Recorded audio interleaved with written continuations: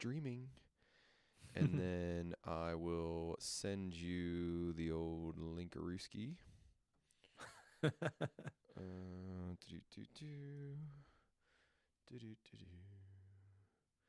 It's coming in the messages right now. Okay, got it.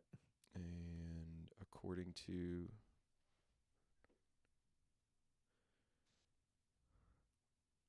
All right, there it is. It looks good on the YouTubes.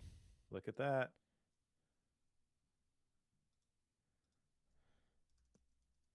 All right, I think we're good. Now I just got to put this in a spot where I'll actually see it when people comment.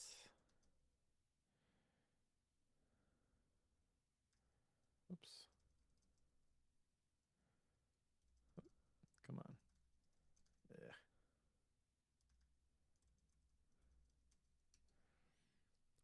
Oh my, YouTube's sidebars that don't like you. There we go.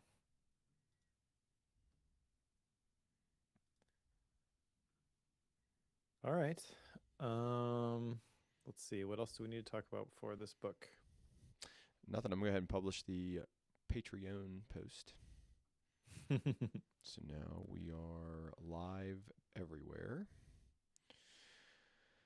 And we'll see if anybody rolls in. Oh, well, yeah, never mind. I'll talk to you about that when we're not live streaming. Okay. Sounds good. No, I'm good. Everything's up and running, and we've determined that that's the pro show, and we've determined that I'm going to do Sketch Your Mind. Sketch Your Mind by Zolt something. Yeah, you get to say this name. Yeah. Lucky you. What is it? Zolt? I got to find it first. Yeah, you do. Vixian. I'm going to say Vixian. I feel good about that. I'm going to mess it up when we get to the end of it, but that's okay. Vixian. All right. Anything else? I don't know. I feel like there was something we were supposed to discuss before this, but I don't know. Oh, how do you want to do it? Because this is one of Holiday's books where he writes like a bunch of 5-second things or 3-page chapters. Yeah. So for the outline, I just threw in the parts. I think that's probably the easiest way to talk about it. So maybe we bounce back and forth on specific ones that we want to discuss.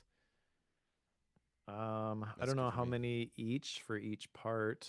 Maybe a couple each. I mean, there's a lot of them. Looking through my notes, seeing if there's any or how many talking head icons I have. Yeah, I mean, like my first thought on this is just do it based on what interests us. Okay. And then we'll probably be able to roll, 20-ish minutes for each of those. Okay. And that'll put us at like 60, and then intro and outro, and we're good to go. All right. Sounds good. Then I think we can count down. Okay. If you're ready. Yep. 3, 2, 1. I'm good to go. All right. Me too. All right, Mike. So I have a question for you. And we were joking about this before we pushed live on everything. So you get to create for a living. Like that is your that is your job / responsibility, is you get to create for a living. I get to create on the side, not for a living, right? Like, so I get to create. It's fun. I'm happy to do it. And I'm, you choose to do it, right? So you made a decision how many years ago now? Roughly? A little over 2 years. Yeah. And I'm just going to reframe this real quick. You get to create on the side. I have to create. Yeah, that's true. Living. Okay. Yeah. This is what we were joking about before. So I'm glad he brought this up. Yeah. So I think there are interesting nuances to talk about between these two styles of creating, and where this comes from. So I'll put the cart before the horse. And this comes from the fact that we are going to talk about follow up items. And one of the follow up items from 2 episodes ago was, well, actually, it was probably 3 episodes ago, maybe even 4 episodes ago. But it was accountability on writing. That Mike and I were gonna we were gonna Yep. commit to writing, and we were gonna be accountable to each other to writing. Which we did a thing. Mike created a spreadsheet. We have this spreadsheet that's tracking word count on the writing. Mike is doing a good job. Cory is not, and it's one of those things where it's like I think this is the fundamental difference here, or I think one of the fundamental differences here is having to create versus versus getting to create on the side, and how things bubble up as priority and what bubbles up as priority and what's easier to kick off to I'll do this tomorrow, or I just don't have time for this right now, or whatever that might be. So like this is where all of this is coming from. It's coming from this spreadsheet that we made that Mike has done a pretty good job and that I'm watching him do a good job with via the spreadsheet. And then I feel like slightly bad every night because I don't do it. And I'm like, God, daggone it, another night that I didn't get it done. And then we get to here. So if you want me to start, I will start talking about creating on the side as like part of a side thing. Or if you want to start as an independent creator, feel free to do that. It doesn't. I'll let you choose. Just give an overview of like what it's like, right? So tell me if you want me to start or if you want to start. Okay, so I think the thing you're hitting on here is whether this is a requirement or not. And I think it's easy to justify when it is just a side thing, quote unquote, just a side thing, that I really don't have to do this. However, everybody that I have read about, or people who I know who have started on the side and then made the leap to full-time creator, they all tell some version of a story, which was, I had this thing in me and I just had to get it out.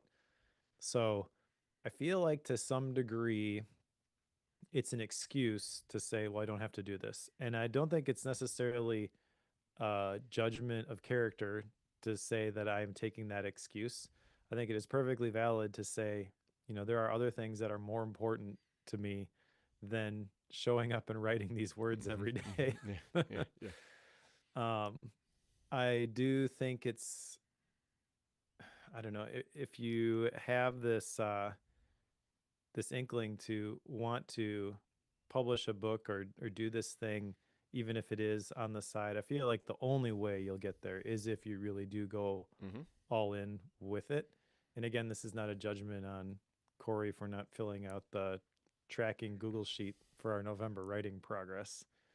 I'm kind of speaking to the larger issue here, but I guess just as like a general observation and maybe word of caution to people who are like, oh yeah, I kind of want to do that. Number one, I would encourage you absolutely do the thing.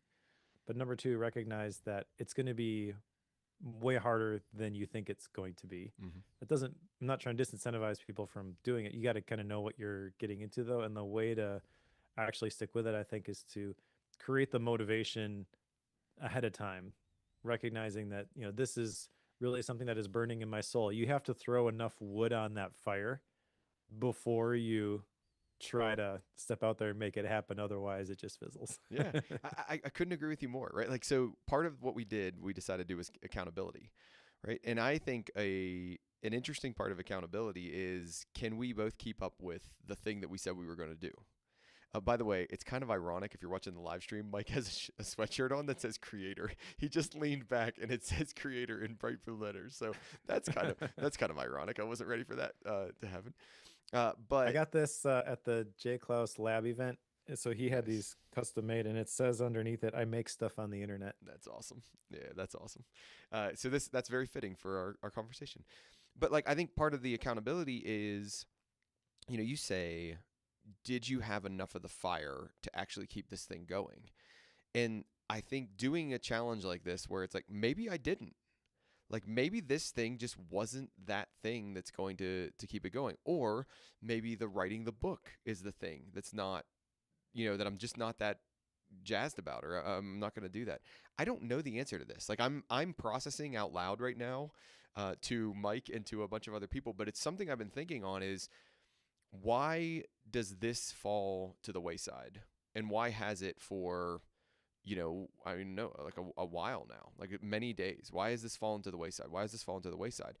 And I don't know the answer to that. I just know that when I stack up the things that need accomplished today, and I think a big thing here too is like I'm not just laying around doing nothing. Like it's not like I'm like, oh Mm-hmm. well, I watched 17 hours of TV today, couldn't write my 500 words. It's like no, like not at all. I mean, I Cory's feel laying on the couch, eating bonbons, exactly watching whatever manly rucking show you watch. that is not what's happening at all.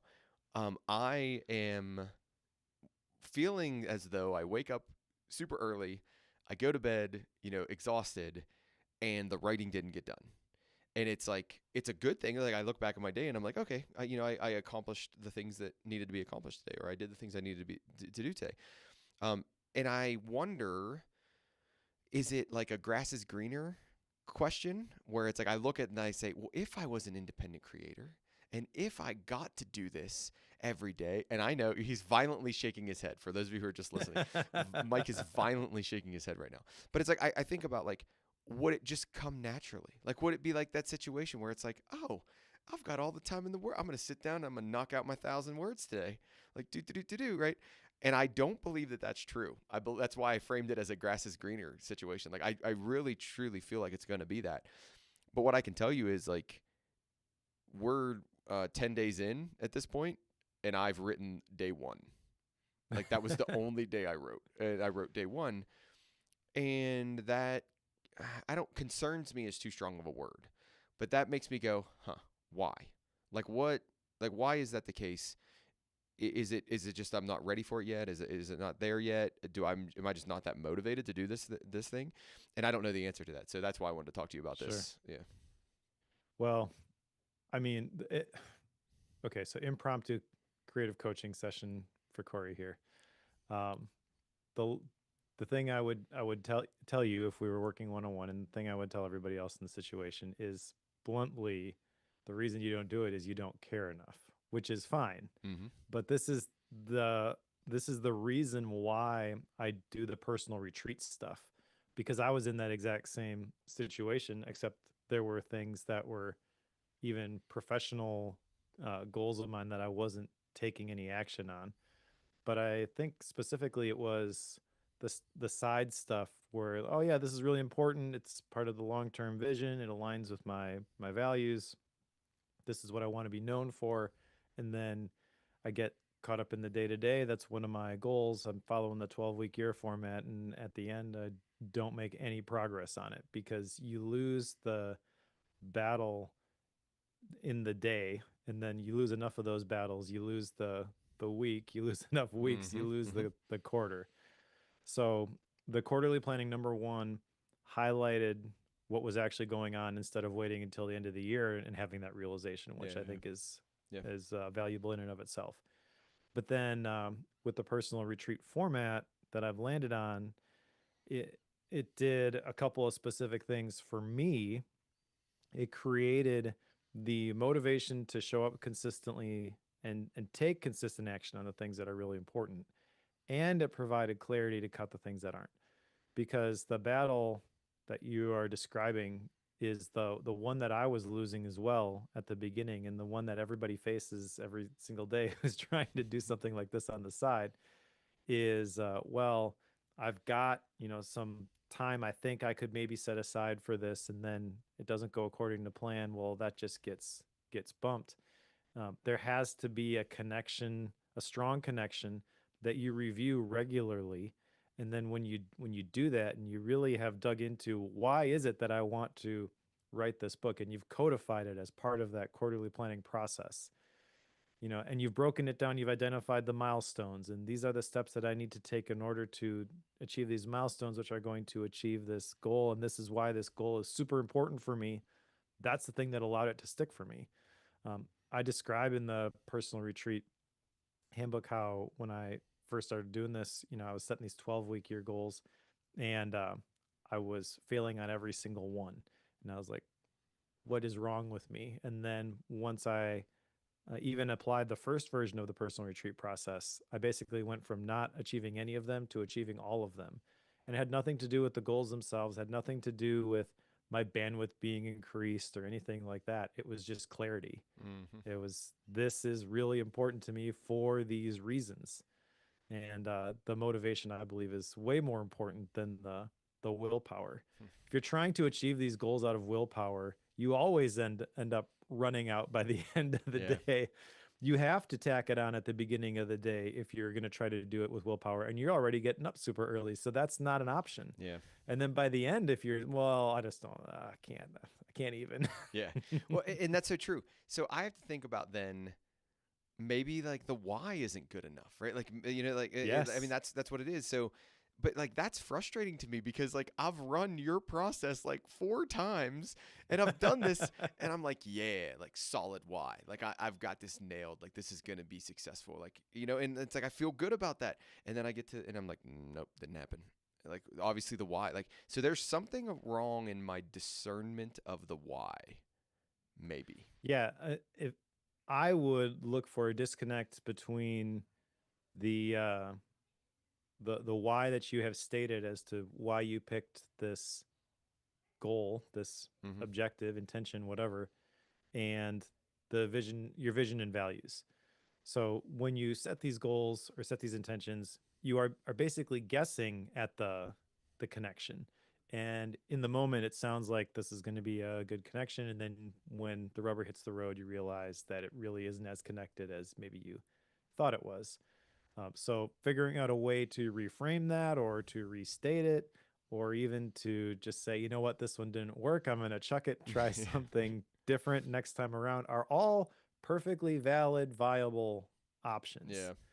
But yeah, there's a disconnect there between the intention itself and the ideal life that you want to live. Your picture of what the ideal version of Cory Hickson's existence looks like. Oh man. And it could be, I don't think this is true, but just like generally speaking, it could be that you haven't gotten clear enough about that yet. Yeah. You don't have the detailed picture of what a day in the life of future you looks like. That's just one exercise that I include in the personal retreat planner. But any sort of like vision casting, you got to be able to see it before you can believe it.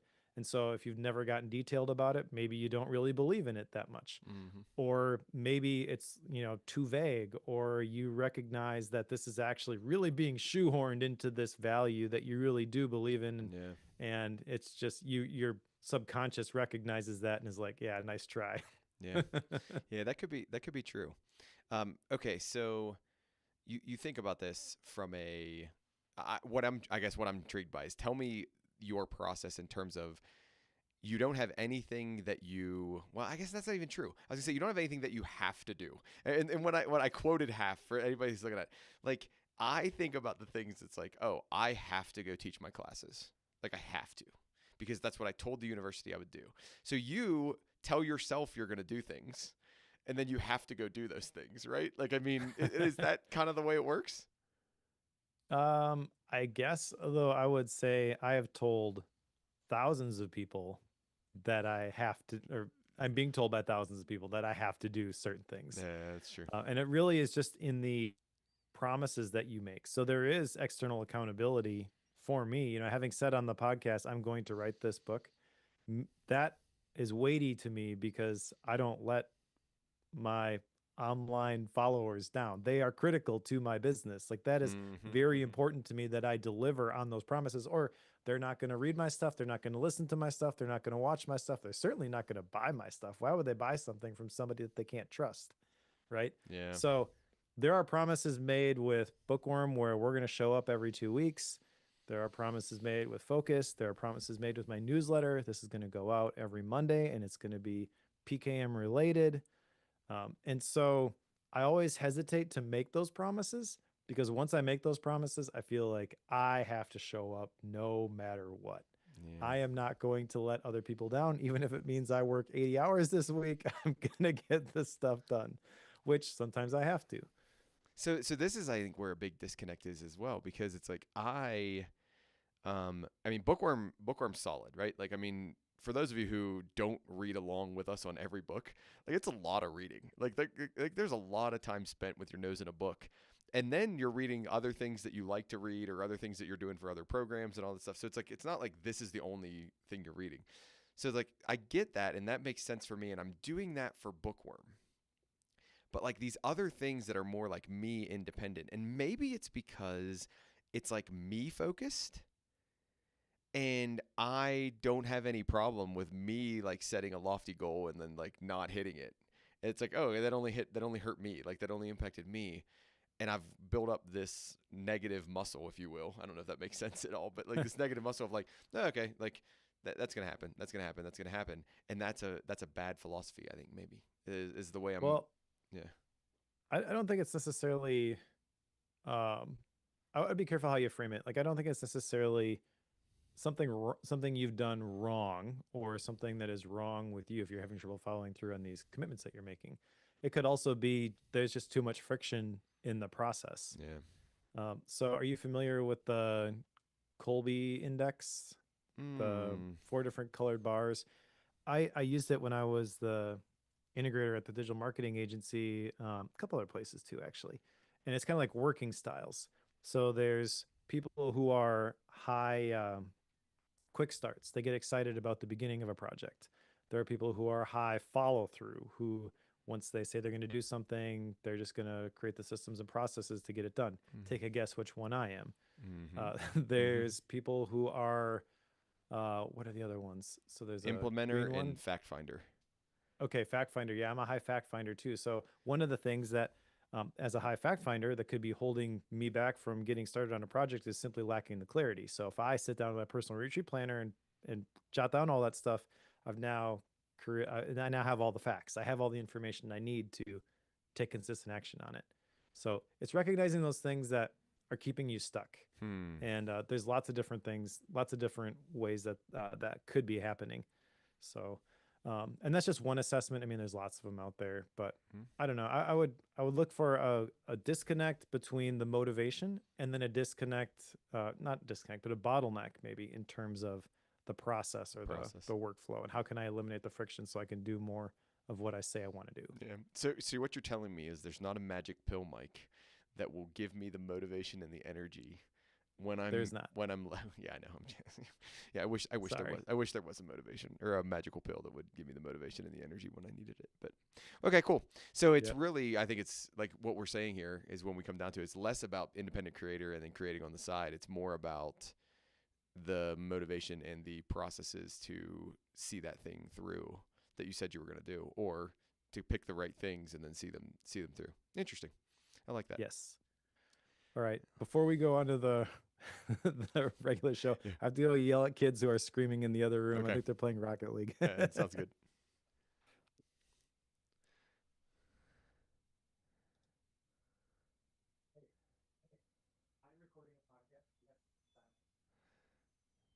For those of you on the live stream, this is what happens sometimes.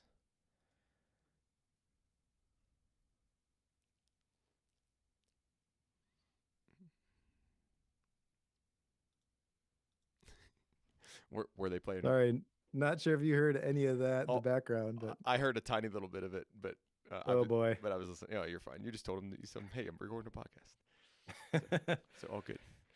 All good. All right, Toby. If any of that comes through, please edit it out. Yeah. All right. Are you ready to start the main show? Let's do it. All right, Mike. We're back, and we are going to take on Ryan Holiday's last book in the Stoic Virtue series today. But before we do that, we should talk about some follow-up items. Now, I had some follow-up items in here that were for the old section, and you took them out of here. And I don't know if you did that on purpose or not, but I still want to talk about one of them. I did, but I'm sorry. I didn't know you actually meant to revisit those. I meant to keep those in there, but that's okay. I just want to, and 90% of the reason why I wanted to keep them in there is because I want credit for them. So I did download Justin's resources. Okay. So check. Yay. I did look into, we did the accountability thing primarily because you did it at the very end of the show last time. So thank you very much for doing that. I'm doing a terrible job staying accountable, but if you want to know more about that, feel free to go to the pro show. We talk about why I'm doing a terrible job, or why I might be doing a terrible job and how to overcome that. Mike basically coached me for the last 15 minutes. If you all don't know my theme for pro shows, my theme is to get Mike to coach me live on this episode. So I just ask him questions in ways that turn into a coaching session. But now let's go ahead and get to today's. So my first follow-up item was make an accessible reference guide of the reference items that were in the back of Made to Stick. So what I did is I pulled those out of there, and then I told Gemini to format that and make it pretty and turn it into something that I could throw into my Obsidian vault. And it did a great job, and I feel really good about it. And now it's there for when I want to know and say, what exactly did that made to stick book say? I can quickly find it in Obsidian, and there you go. Fantastic. So I'm feeling good about this one. I'm liking it. And what's yours? So what's your first follow-up item, or your only follow-up item? We didn't have very many follow-up items from that. Yeah. This is actually not something that you'll be able to hold me accountable to for quite a while, because it has to do with the book that I'm writing. But I want to have that easy reference guide for the personal retreat book that I'm writing, just like Made to Stick, at the end of my book.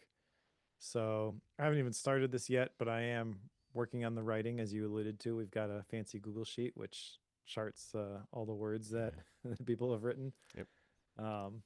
And I'm not making as much progress on that as I would like either. I need to get serious about this.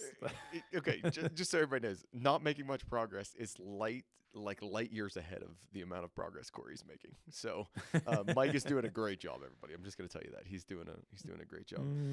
Not if I'm going to get it done by the end of November. Yeah, I gotta pick up the pace. Yeah, that's valid. I get that. One more item of follow up is, Mike, I have some disappointing news. I have some sad news that I'm going to break for you right now. I think I know what this is. I don't think I can go to sponsor games. I really don't. I looked at when the thing was, and like, you actually somewhat made this easier for me, because at some point I get a text that basically says I'm in, like, done. You know, Mike sends me the message. It's like I would miss like 3 or 4 days of class right before spring break. And I just can't do that. Like if it was, just move your spring break. I can't do that either. But if it was like if it was school related, I could do it. But because it's not school related at all, it's just a completely personal thing. I just don't feel right doing it. So the timing of things. I'm sorry, but I'm excited to hear what you're gonna do and how you're gonna grow from it and how amazing it's gonna make the rest of your life. And then I'm gonna be sad for months. So it will be fun. Yeah. So I did buy the ticket. I got the flights. Good. Don't have the hotel yet, but I will be at sponsor games. So yeah, if you want to come land sponsorship deals with me, you should join. you should join Mike in San Antonio in March of next year. Okay. All right, cool. On the Riverwalk. It'll be great. Are you ready to get into our book for today? As ready as I will be. Okay. All right. That's a little bit of foreshadowing there, everybody. So this is Wisdom Takes Work. Learn, Apply, Repeat. This is the 4th book in Ryan Holiday's Stoic Virtue series. And as you can imagine from the title, it is about wisdom. And it is in very, very fitting form to the rest of his books. There is an introduction to the book. There are 3 parts to the book. There's an afterword or an epilogue, or I forget what he calls it in this book. But and then there are a bunch of what I'm going to call tiny little chapters. And they're all the things that he wants to hit in the big themes of his part 1, part 2, and part 3. So without further ado, I think we get into it, unless you have something else that you want to talk about before the introduction. Just that, as you mentioned, this is the last one in the Stoic Virtue series. There are 4 Stoic virtues, and I couldn't recall them off the top of my head. I think that's okay. I'm looking at them. So the reason I know them is I'm looking at them: courage, discipline, justice, and wisdom. Okay. Yeah.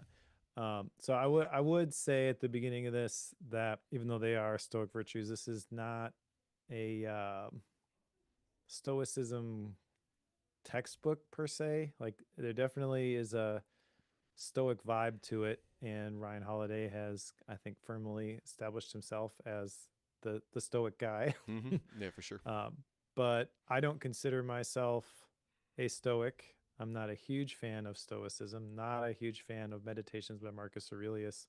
I still get a lot out of these types of books. Hmm. So I do think, even if you are not a stoic, that doesn't mean that you are removed from the ideal audience for this. Yeah, it's interesting to me that like, um, I mean, I don't even think about it as a Stoic series. I think about it more about it as wisdom or courage or justice or discipline. So I would go into it that way. It's not a short book. So this book's 400 pages, but at the same time, it also breaks down into those little chapters. So it doesn't. I don't know. I guess it doesn't feel like a 400 page wall to wall text type of a book. So just kind of know that going into it. Yeah, it does not. It reads much closer to, I would say, a normal Mm-hmm. 260-ish page book. Yeah, I would. Part of that, I think, is the pages are formatted. Like the whole book is kind of short and squatty. It Mm-hmm. looks kind of weird. Mm-hmm. And so there's not as many words on the page, and then because the chapters are so short, frequently they end in the middle of a page, and so you buy back Yeah. some pages that way. Yeah. Okay, so let's get into the introduction. So the first thing Holiday's going to do is he's going to kind of remind us what the four virtues are. He's going to then introduce the idea that this book is all about the wisdom, and he makes a statement in here. The book aims to explain the method of some of the wisest people to ever live, and the reason why I bring that up is because that's what he'll do. The entire book is he will basically pick a wise person, talk about them. Pick a wise person, talk about them. Pick a wise person, talk about them, and then kind of at the end of each section, when he wants to talk about that thing that he deems wise, in whatever form it is, he's going to then do a wrap up or do like a summary of those things. So very story heavy in terms of the book. He's going to tell us a story and then he's going to talk about it. He's going to tell us a story and then he's going to talk about it. Yep, and it's kind of the same format, the same playbook that he's been following for the other books in this series. But this one feels a little bit thicker, so maybe this is the longest one. I didn't compare the Yeah. page counts, but Okay, anything else with the introduction? I mean, he's really just telling us that wisdom is the mother of all virtues, that basically all of the other virtues rely on wisdom. It can't be delegated to somebody else. You have to earn it. That's where the wisdom takes work part comes from. We can get wiser, but never wise is an interesting way to frame that. And then, I mean, he's really just given us an overview of the idea of what he considers wisdom to be or what people consider wisdom to be. So, yeah, I think that's fine. I guess the other thing I'll share at the beginning of this is that in terms of the Stoic virtues, this one uh, is, I think, the most interesting to me. I don't think I've said that about the other books, but maybe I have. I don't know. Like courage is a appealing, but uh, the whole idea of what actually is wisdom and how do you apply it, I feel like that is the one that is kind of custom fit for me to like the most. yeah. I mean, it's kind of the reason why we do this podcast, right? Is we read these books, we don't just read them to read them. We talk about the ideas, figure out what we're going to apply from them. That is essentially our version of trying to build this wisdom. Yep. Yep. I would agree. Okay, then let's move into part one.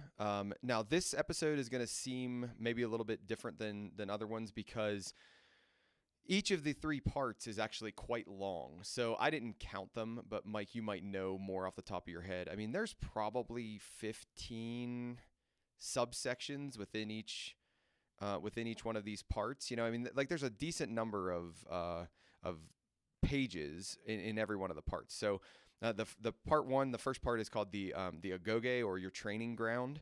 And it's going to come from either Greek or, you know, some ancient language, Latin, I would assume. I don't know my languages very well, so I assume it's Latin. But he's basically talking about your training ground. So in this, he's going to unpack like a bunch of different concepts. So I'll read some of them. I won't read all of them because that would be boring. But a most unusual education, talk to the dead, be curious, ask the question, focus, focus, focus, learn to listen. So like he's going to say this, and basically he's getting into the idea of we need to. I guess the way I'll say it is like wisdom just doesn't come from nowhere. Like we have to have like a background in wisdom. So that's where the training ground comes from.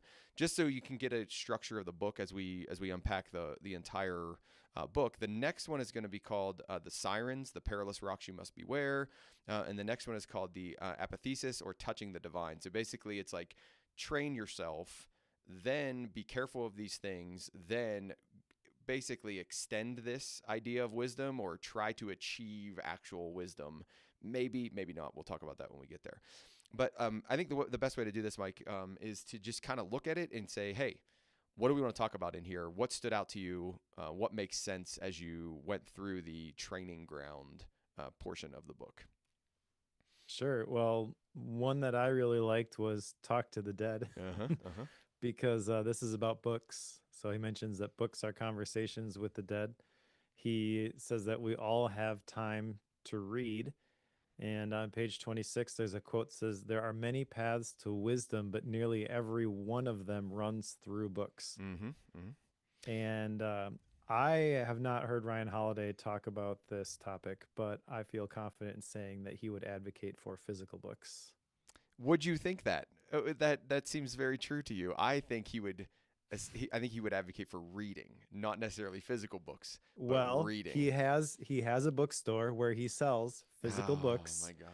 and the way that he writes his books is with analog note I know. cards. It's his book writing style is wild. I think you're absolutely right. He would 100% say physical, physical, physical all the way through because Yeah. he picked up what's his name?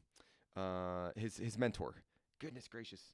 Oh, Robert Greene. Yeah, he picked up Robert Greene's note taking and index card thing, and because he talks about Yep. at the end of the book about how he picked that up. So yes, you're right. Even though you and Ryan Holiday are wrong, yes, you're right. I don't know that we are, but that's okay. Yeah. He asks the question in this chapter, can you think of any truly wise person who doesn't read? Yeah. I thought that was a pretty interesting question. Well, and this ties back into our book on Charlie Munger, where it talked about how voracious of a reader Charlie Munger was, and I think about this too is like the idea of just everybody that you know is that you consider wise. I would say is a very strong reader. They're either a strong reader or they've got 60 years of experience in the thing that they're wise in. It's one of those two things. Well, it's probably both of those things. I was thinking about that because can I think of any truly wise person who doesn't read? And I really couldn't. Mm-hmm. And I was trying to think of a scenario where that would fail to be true. And because on the surface, like initially I was kind of thinking there's got to be someone somewhere that I would consider, yeah, they're wise, but I couldn't do it. Yeah, yeah. The other thing I want to hit on from this, by the way, the books are conversations with the dead idea. This is really interesting to me because I have long held the belief that books are like the best investment that you can make. For $20. You can get the best ideas from some of the most brilliant minds that have ever walked the earth, which is why when someone recommends a book, I open up the Amazon app and I buy it right on the spot. Mm. Because even if that just sits on my bookshelf for years until I actually go pick it up to read it, it's nothing. Yeah.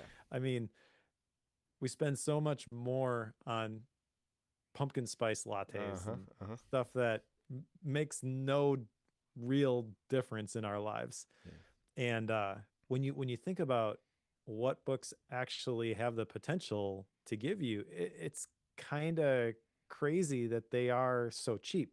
Yeah. Like these should be probably hundreds of dollars if they were gonna, even the bad ones, if they were going to accurately reflect the value that they can provide to somebody's life. And most people can't be troubled to go get a library card and get them for free. Like, And this is why I am so for libraries, and I'm so for like access to information and knowledge in that way, even to the point where, and again, Mike, you're gonna roll your eyes at me probably when I say this, but it's like the idea of like digitizing books and having a record of those things. That way they stay around long term. I think this is so valuable for us because there's so much information and so much knowledge contained. And one of the points I think Holiday makes at different places in here is the fact that like if you want the wisdom out of those books, you can't just matrix style plug in and download the information. You have to work through it. And as Mike kind of said, and you all know this from the fact that we do the show, this is the value of what we do here, right? Like, yes, we're making a product and hopefully you're benefiting from it and you're gaining something from it. But like us working through these books and then talking about them and like hashing these ideas out, that work that we put into that hopefully is slowly and slowly and slowly making us wiser as we think about life and as we think about how to apply it to life. So I couldn't agree more that I think like this conversations with the dead, I like that idea. I like the idea of books are like you said, books are cheap. They're a relatively cheap way to get access to a lot of different ideas and cool ideas. And I just think I think the work is a benefit. You know, when I think about it compared to social media, the work is a benefit because social media takes no work. I just turn it on and the algorithm just pops stuff in front of my face all the time. This actually makes yeah. me go find the book. It makes me get the book. It makes me read the book. You know, I think that's a valuable thing in this situation. So on that topic, not to spend too much time on this first one here, but um, I just published a newsletter slash blog post about being a river, not a reservoir, and I was kind of responding to a newsletter that Ali Abdal had shared a week or two ago, as we record this, about what he calls the creation to consumption ratio. Okay. So going back to the pro show about being a professional creator versus a side hustle Yeah. creator. Yep. Yep. Yep. Yep. uh, he actually advocates for as much time creating something of your own as time that you spend consuming Hmm. things that other people have made. And he kind of advocates for the 1-to-1 ratio there. And I kind of think that's impossible. Yeah. Yeah. So as I was thinking about it, my take on it is you don't worry about the ratio. You just have to have an output from all these ideas and things that you collect and consume. But I made the point as I was putting together that newsletter that the argument could probably be made that you should consume way more than you create if you have high quality sources. Mm-hmm. Mm-hmm. And I think I called out books specifically, but I'm guessing that Ali is not. I know he reads. He's got a whole book club section on his YouTube channel, but I think just the way that is phrased, it kind of assumes that you're not gonna wrestle through a 360-page book like we just did before sitting down to record an hour and a half podcast on it. Mm-hmm. Like Mm-hmm. those two don't match up 1-to-1. So I think the the more important thing is not how much am I consuming, but really like what are you consuming? Yeah. What is in your information diet? That's another topic in one of these sections, but not the one that we're in. Yeah. So, Yeah. Are you okay if I move us to a couple different ones that lump together? yep, All right. So go for it. some of the ones that stood out here for this one is find your classroom, find your teacher, become an apprentice. So not surprising that I would call out those three. I want to talk about them as a package because I think they are a package. And what I really like is his approach to being more open to classroom. You know, he calls out things like the military, an internship, an apprenticeship, starting a company, doing a thing. You know, like that there are these ideas that can be your classroom. I think traditional classrooms are good, and I think they are useful.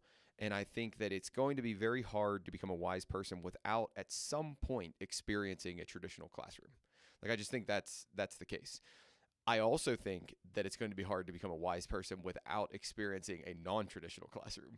So I think both of these things are very, very true. Like I think about some of the ways I've learned the most isn't in a classroom where there's been a lecturer or a teacher like actually talking to me. It's been working with somebody and watching what they do and trying to figure out why did they think that way and how did they do that. And this rolls us right into that thing about like find your teacher. And I love what he says here basically is like, avoid bad teachers. And I think this is so true. And like, this is where, part of the educational system, I get kind of frustrated with it because I think about the educational system a lot is like, if your student, whether it be your child or your nephew or whatever it might be, if they get in with a bad teacher and you can't figure out a way to get them out of that bad teacher, that can ruin like the whole year for them. If they're in a traditional educational environment, that can ruin like the whole year. And not only the psychological impact it has, like so it's a whole year of learning plus a psychological impact. Now, by no means am I saying don't have grit and you can't like help your kid learn to deal with a struggling situation, or that's the wrong way to put it, but help them deal with a difficult situation. But what I say is like, if you're in a situation where like somebody's clearly they're just a bad teacher, it's okay. It's just like a bad book. Like we've talked about this on the show in the past. If there's a bad book, it's okay to put it down and just not finish it and be like, I don't like this book. This book is bad. I'm going to put this down. The same thing I think is true with teacher. We did an entire episode on apprenticeship, and we read an entire book about apprenticeship. So I don't want to go too hard into the apprenticeship, but Mike, I think the more and more I'm doing education, the more and more I'm thinking about learning, the more of a fan I'm becoming for apprenticeships. And again, I don't think that you get rid of the traditional classroom, but I think if you combined classroom environment with an apprenticeship in the right way and at the right ratios, man, what an educational opportunity. We're strong on internships here, and I've always been a fan of like co-ops and those type of things. I just think there's a huge value in apprenticeship. So I really like the way he framed and he packaged these three things. And I also appreciate the way he put them in the order that he put them in: classroom, teacher, apprenticeship, and kind of how he blended all that together. I found those to be really valuable for me. Yeah. So my oldest is 18, and we're looking at schools and things like that. So we actually went and toured the technical college the other day and learned about a lot of those programs. I'm kind of curious what your thoughts are on stuff like that, because those seem pretty interesting. They obviously have the classroom element where you're learning what to do, but then you actually go do it. Like if you want to get into I forget the name of the program, but there's literally a program where you spend a whole year building the house. Mm-hmm, mm-hmm. If you want to learn how to build the house, uh, they'll actually walk you through it, and you get to apply all the learning. If you want to get into woodworking, they've got a $10 million lab with all this crazy equipment in it where you can actually do this stuff. And it just seemed like a really neat approach to at least the things that you would learn with the trades. Yeah. Getting some experience before you would have to go start at the bottom if you want to become a plumber or whatever. Yeah. I mean, I think there's an immense opportunity there, right? And if you look at the nation right now, there's a lot of skilled labor holes that we have right now. So I don't know them. I haven't kept up with the data very recently. Like I haven't gone and looked at it in the last week or two or whatever it is. But I can tell you that like my brother is always looking for welders. He's always looking for pipe fitters. He's always looking for people who are in the skilled labor. Electricians, I know there was a period out here in Denver where fiber optic installers, I mean, you could not find enough of fiber optic installers. So I'm a huge fan of those things. I think what you have to encourage the student to think about, and what the parents have to like help them think through, is not necessarily the next 5 or 10 years, but think through like 25 years from now.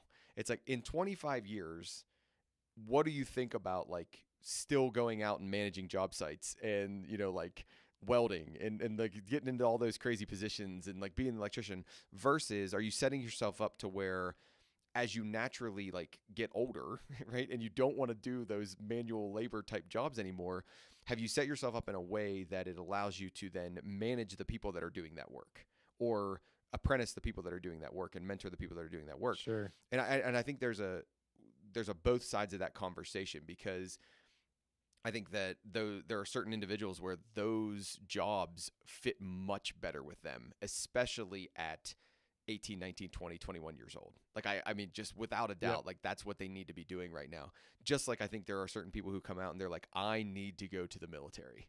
Like that is the education I need right now. It is not a formal education. It is the military. Like that's the education I need. And I think there's a lot of value in that. And then my question is, okay, what do you do after that? Like what happens after that? Or are you okay with doing that thing forever, like for the rest of your career? And if you can answer those honestly, I think that's a completely okay thing.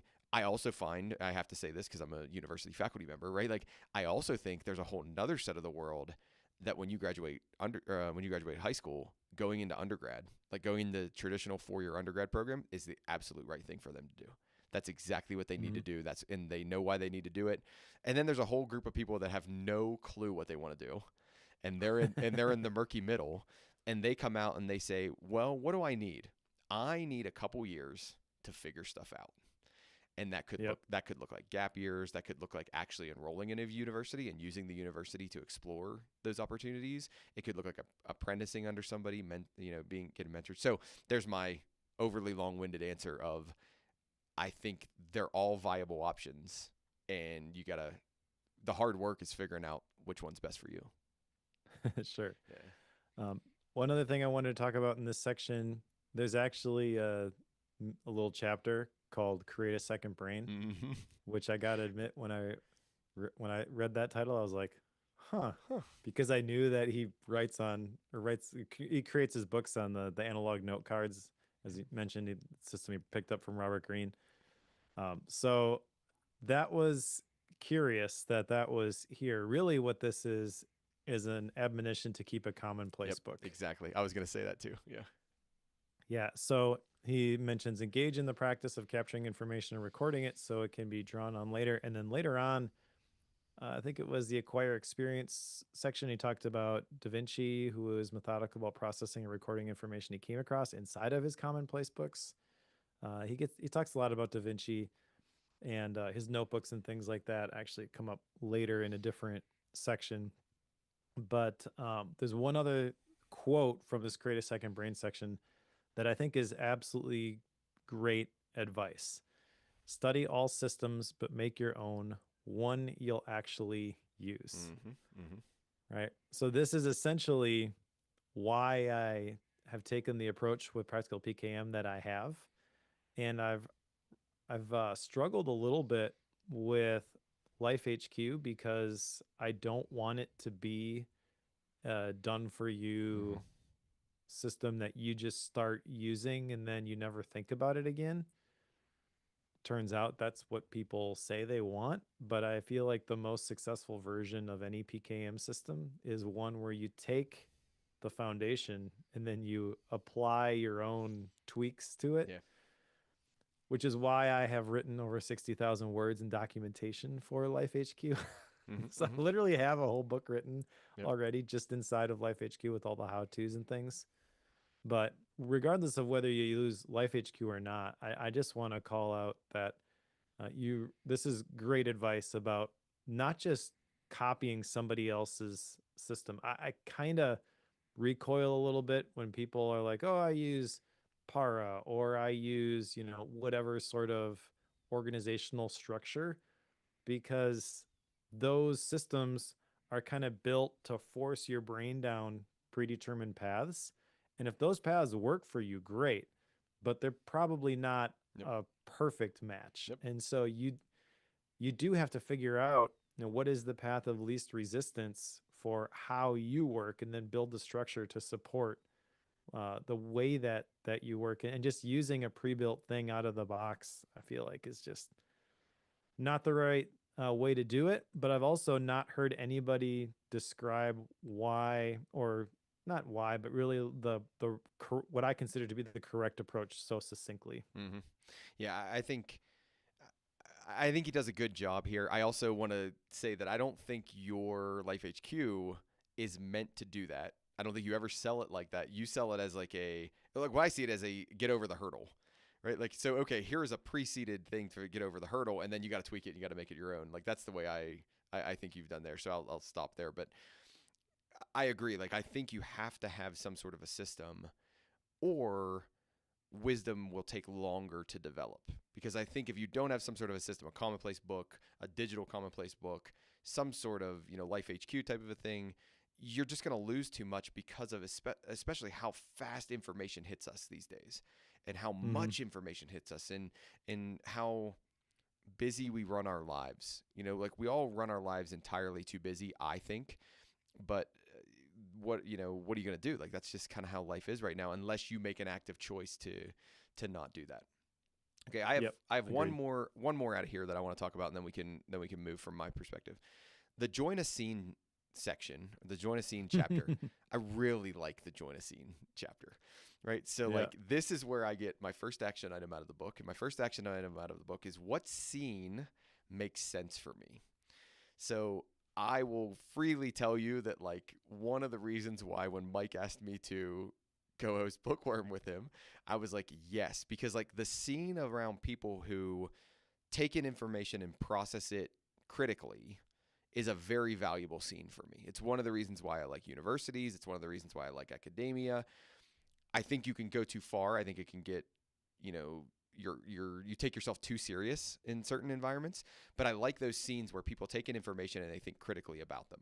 Like, so that's a good scene for me. I also get jealous of things like he mentions the Inklings and like different music scenes and the PayPal Mafia and there's everything. And I get jealous because I'm 40 something years old and I don't have that scene and I want it. Like I want that scene.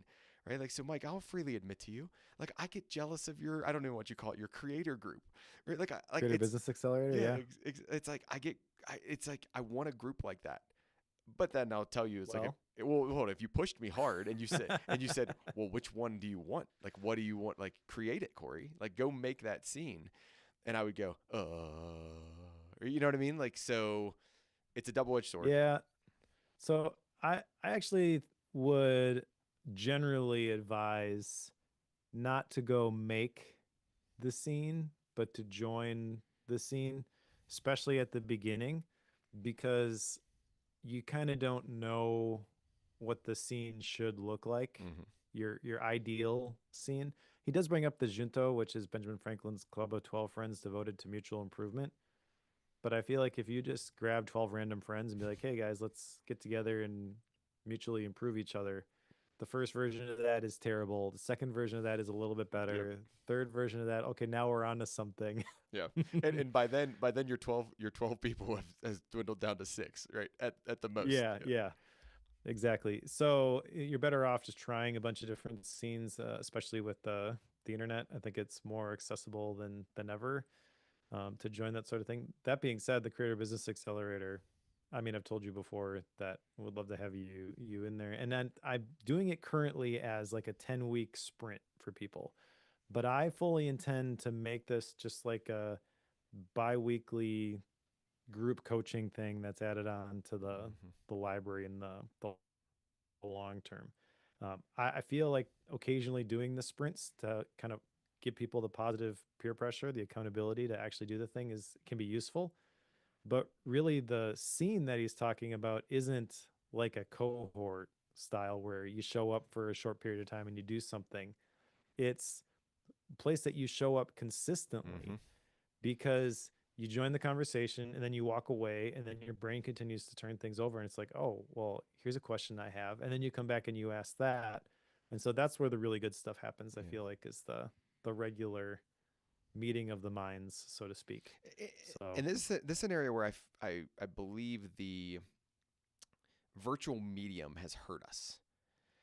mm, Before the virtual medium had a possibility of existing, that scene had to be done in person, and we had to agree to meet somewhere, and we met somewhere, and then we established it, and I just think there's a stickiness to that I think that stickiness is harder to get virtually. Now, I'm not saying that the virtual hasn't brought other pros to it.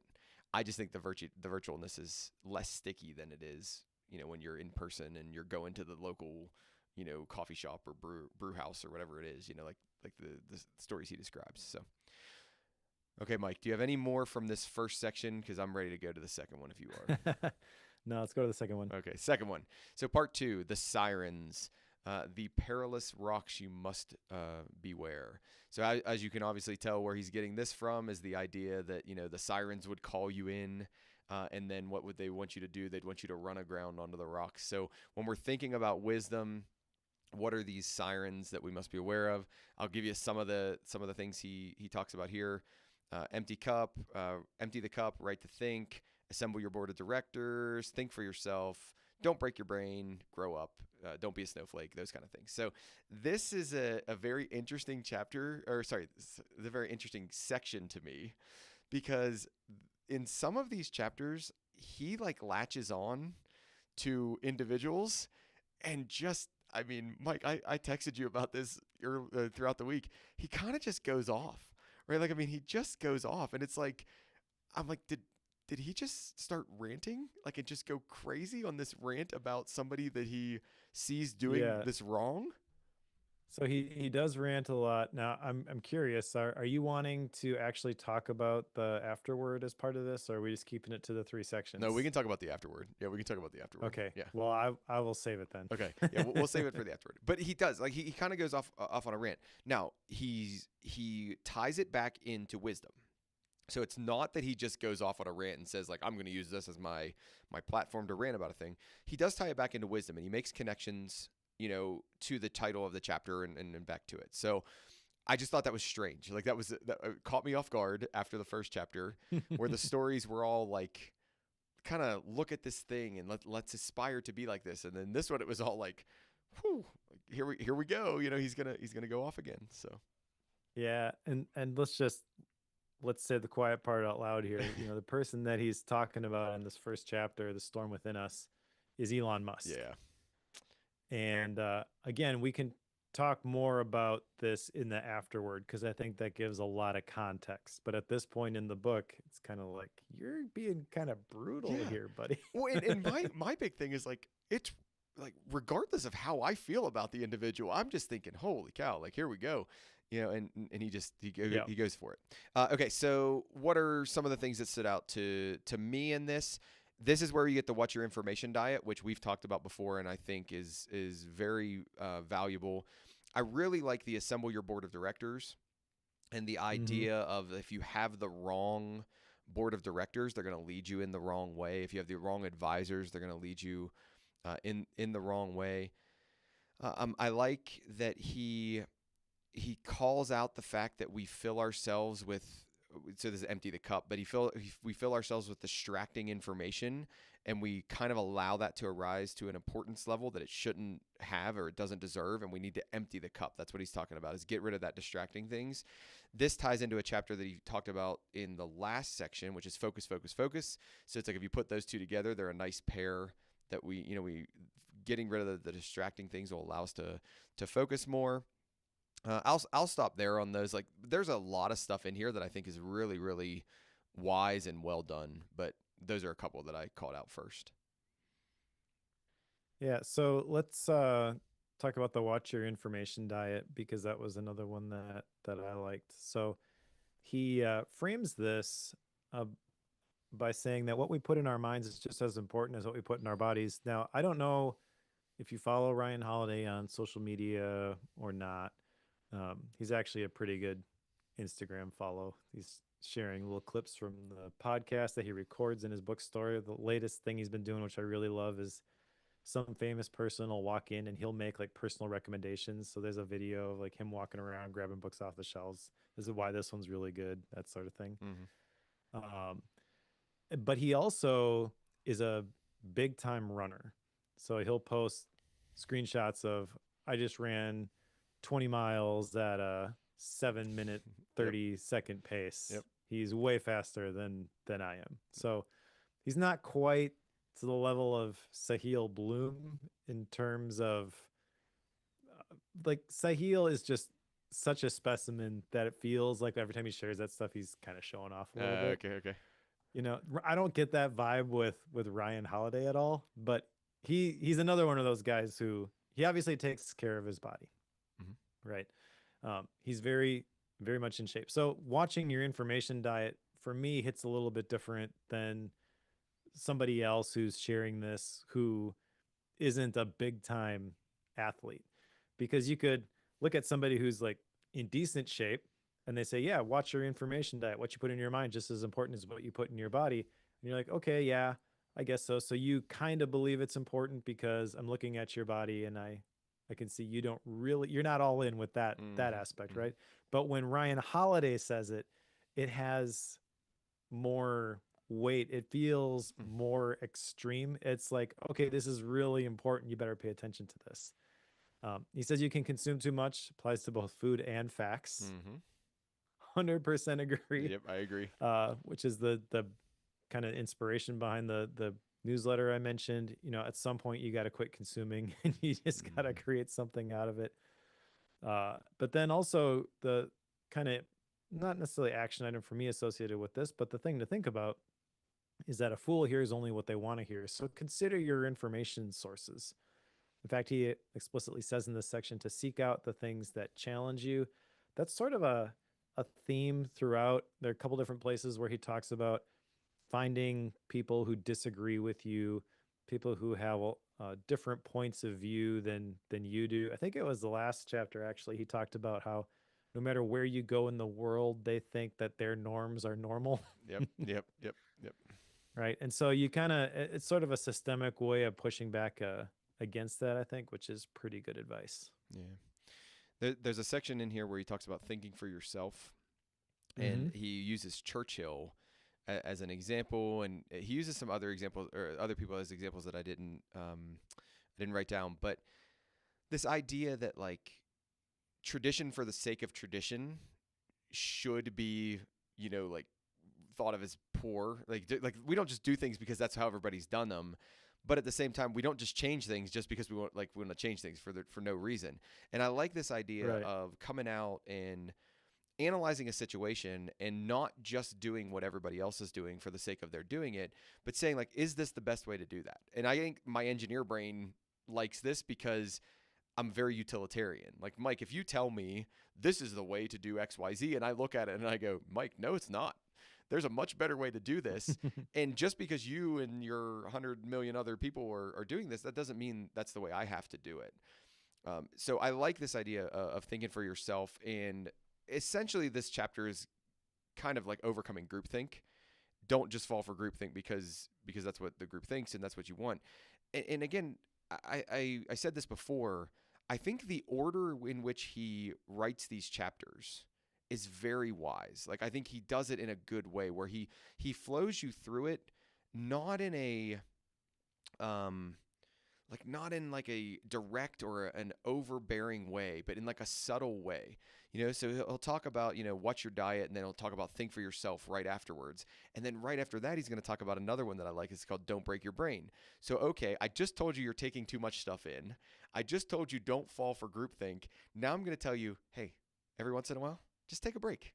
Like take some time off. Like don't just constantly be letting things into your mind. And what makes me what brings make this valid, I think, is the way I'll say it. Is what makes this valid for me is I see this happen to people. Like I see them not control their information diet. I see them not think for themselves, and then I see them just constantly watching, whatever it might be, like watching the news or watching, whatever it might be. That's really wrecking their brain. So I like the way he Yep. flows all of this together. Which is a byproduct of the way that he writes his books, in my I opinion, agree. because he's got to have note cards for each one of these chapters, and he's flipping through them all, and oh, this one goes here, this one goes here, and the actually using the tangible objects to create the Mm-hmm. order is way different than organizing the folders in the file hierarchy on the screen. Well, and I'll agree with you here, Mike. So I'll give you an attaboy.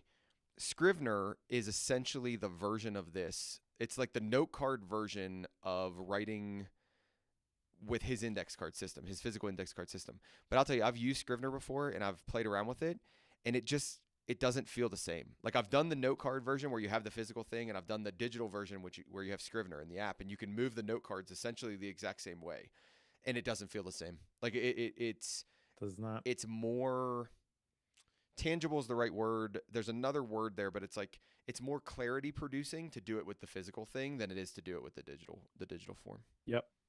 100%. Yeah. There was another thing in here I wanted to mention. Oh, don't be a snowflake.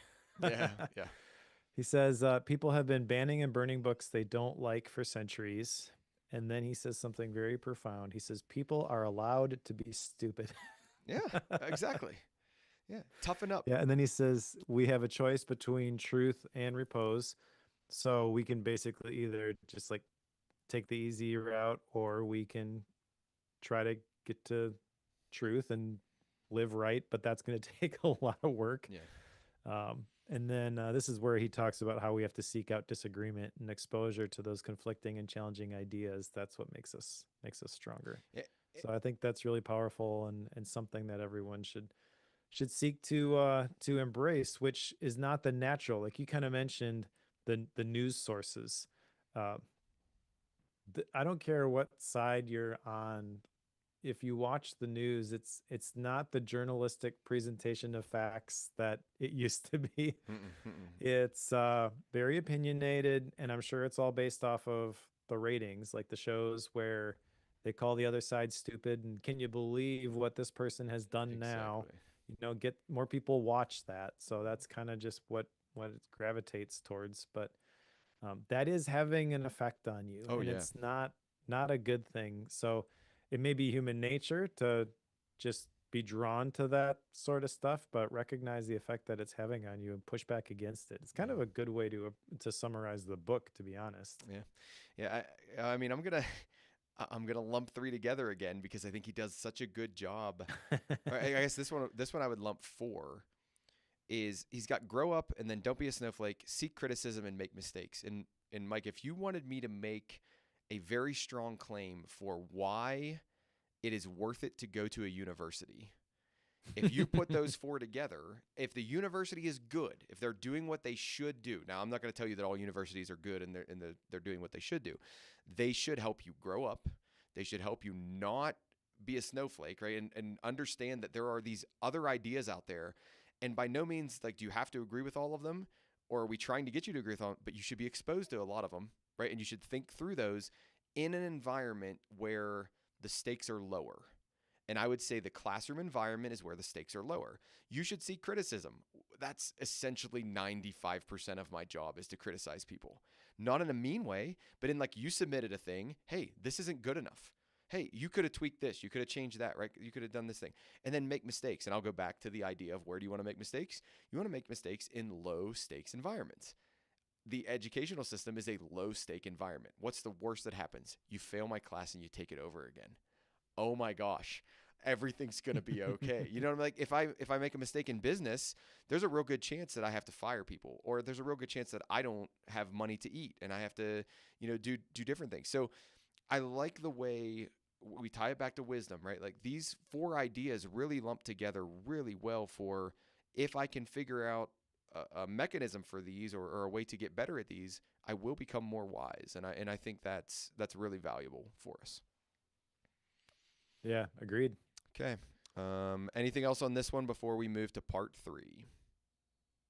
Um, I don't know. I guess the other one that um I like is, well, there's a couple I like. Right to think right is Mm-hmm. one that I like for obvious reasons, because this is talking about how writing is a form of contemplation. He defines writing as thinking with your fingers. I think that's really cool. I had not heard this story, at least the details of this, previously, but you talked about the Amazon executives who got so tired of pointless meetings that they banned PowerPoint and required a 6-page structured memo days before the meeting about the subject. Mm-hmm. I love that. Mm-hmm. I wish I could do that. Yep.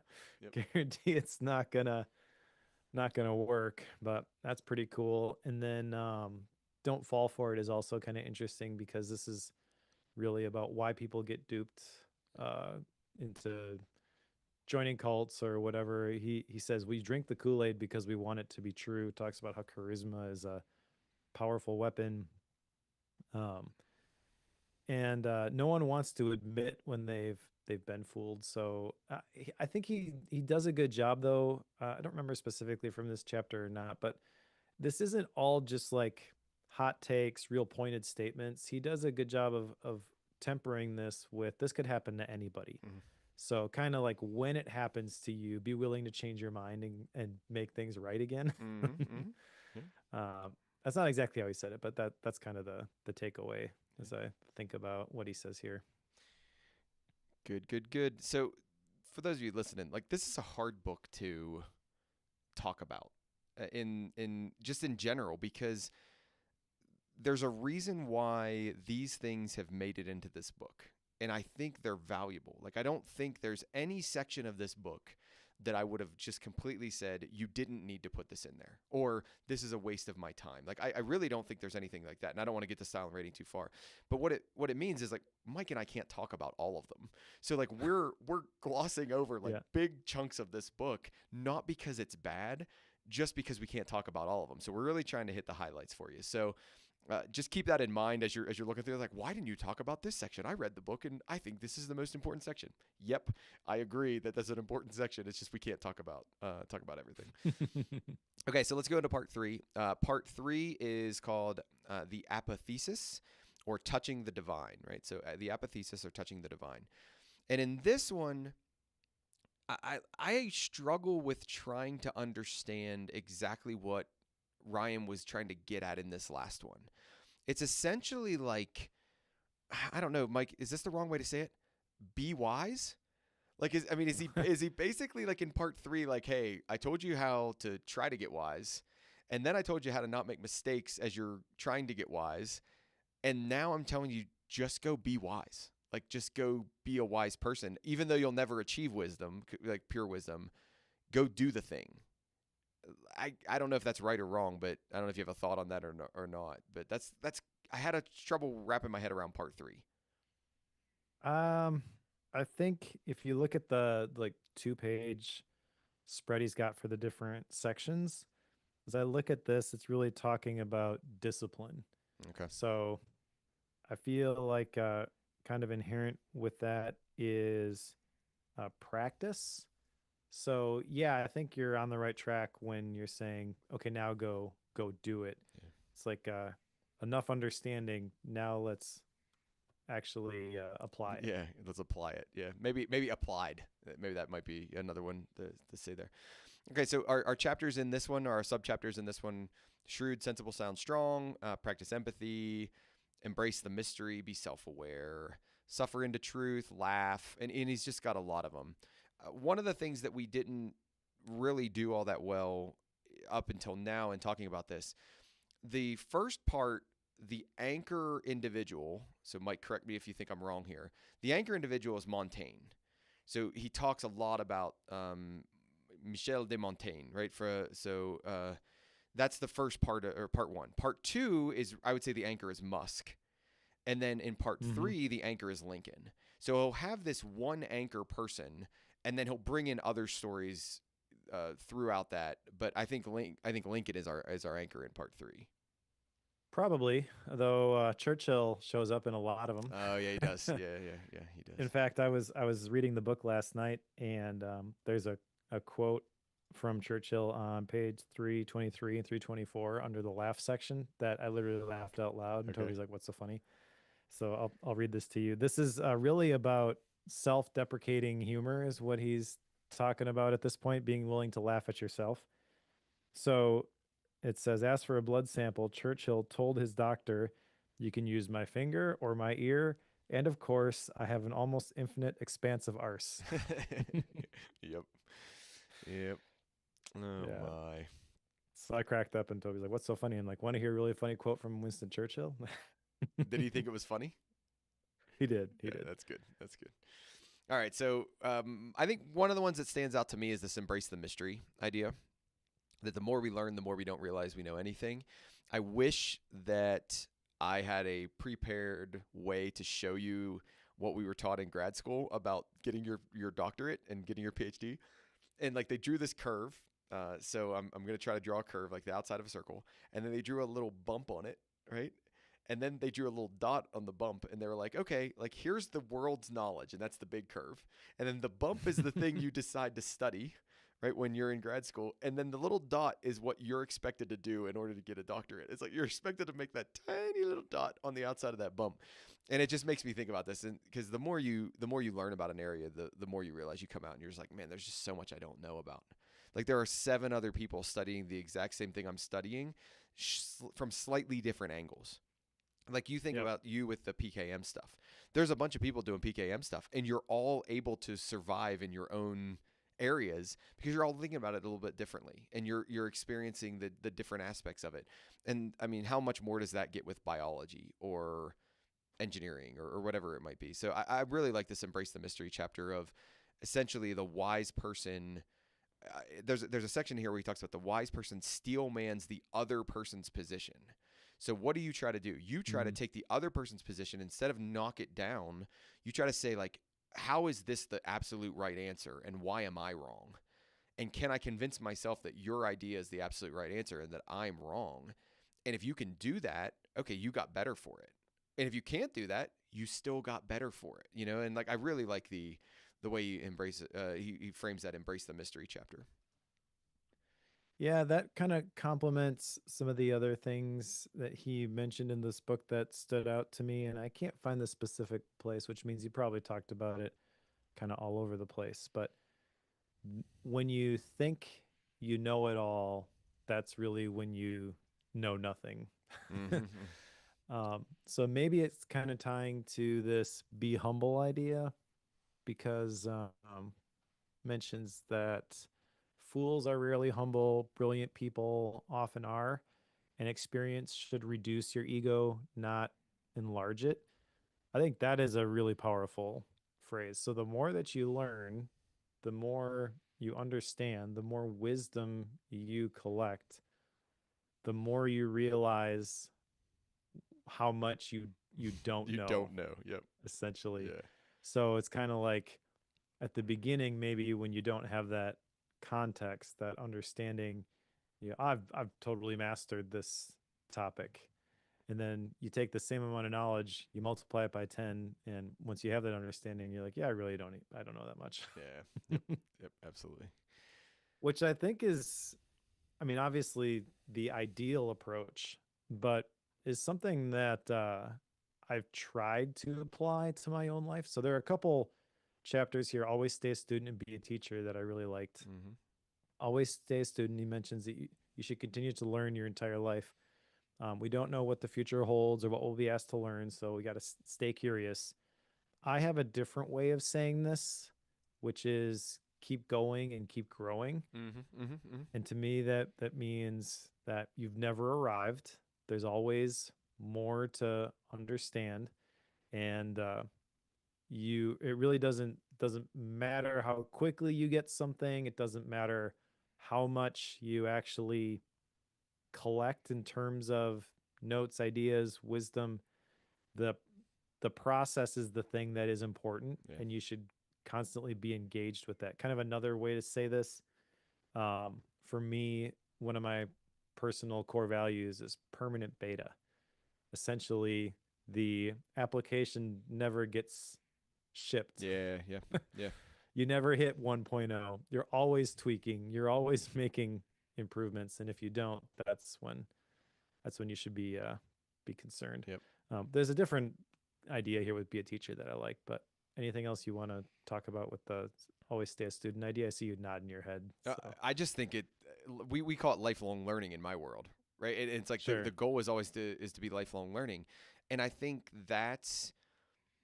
I think that can be why, as people get old and in their old age, like, I don't know if you've ever met these people. Like, you meet the person and you're just like, oh my gosh, they're 75, 80 years old, and they just are so alive, right? They're just so alive. And then you meet the other 75, 80, 85-year-old person, and you're just like, goodness gracious, like, how do they do it every day? Like, they're like so down, and they're just so, depressed, kind of a thing. And I don't know if this would be my only answer, but I think one of the reasons why is because I think a lot of those people that still feel alive are trying to learn. They're trying to do stuff. They're out there. They're learning. They're growing. They're taking that random art class at the local community college. They're meeting with their friends to talk about whatever they're talking about. Like, and they're still trying to learn about the world. And I just think that is so huge. And I don't think it ever ends. And I think once we allow ourselves to get lazy and stop learning, I think all this other stuff starts to seep in. So now we let that information diet go to crud, and we let movies and entertainment to fill our life. But I think if we keep learning and we stay the focus of, like, okay, I'm out of school, that's okay. I can still learn. Like there's still a ton of stuff to learn. Like there's learning all over the place. So I really love that idea. Yeah, and then so coupled with that is the idea of be a teacher, Mm-hmm. which wait a minute, that doesn't make sense that Mm-hmm. it's linked. But one of the things that he mentions in the section of be a teacher is that we learn as we teach, Mm-hmm. which I think is absolutely true. Oh, without a doubt. Um, yeah, he mentions in here that wisdom cares about progress, not itself, and he admonishes us to teach everything that we know. And that is interesting to me. The timing of me coming across that statement is interesting to me. I have a T-shirt that says "Teach everything you know" because for a while, previously ConvertKit, had this merch store with some of their values, their sayings. One is create every day, default to generosity is another one, teach everything you know is another one. And one of the people that I respect a lot is Matt Ragland, and he shared a post this last week as we record this, basically saying teach everything you know is dead. And I was like, hard disagree, Oh wow. Yeah. Matt. And he's got a little bit different point with it because he's attacking it from or approaching it from um, a newsletter marketing perspective. And basically, his point is that if you give away everything that you know with the free stuff, no one's gonna buy your your product. You have to like get them interested, but you have to hold back some of the really good stuff. And I still disagree with that. Okay. Okay. Yeah. um, I think if you're trying to sell a knowledge product as a historical artifact that you don't ever want to touch, that makes sense. Like you never want to have to update it. It just this is the thing that is insanely valuable, and I'm not going to give you access to it uh,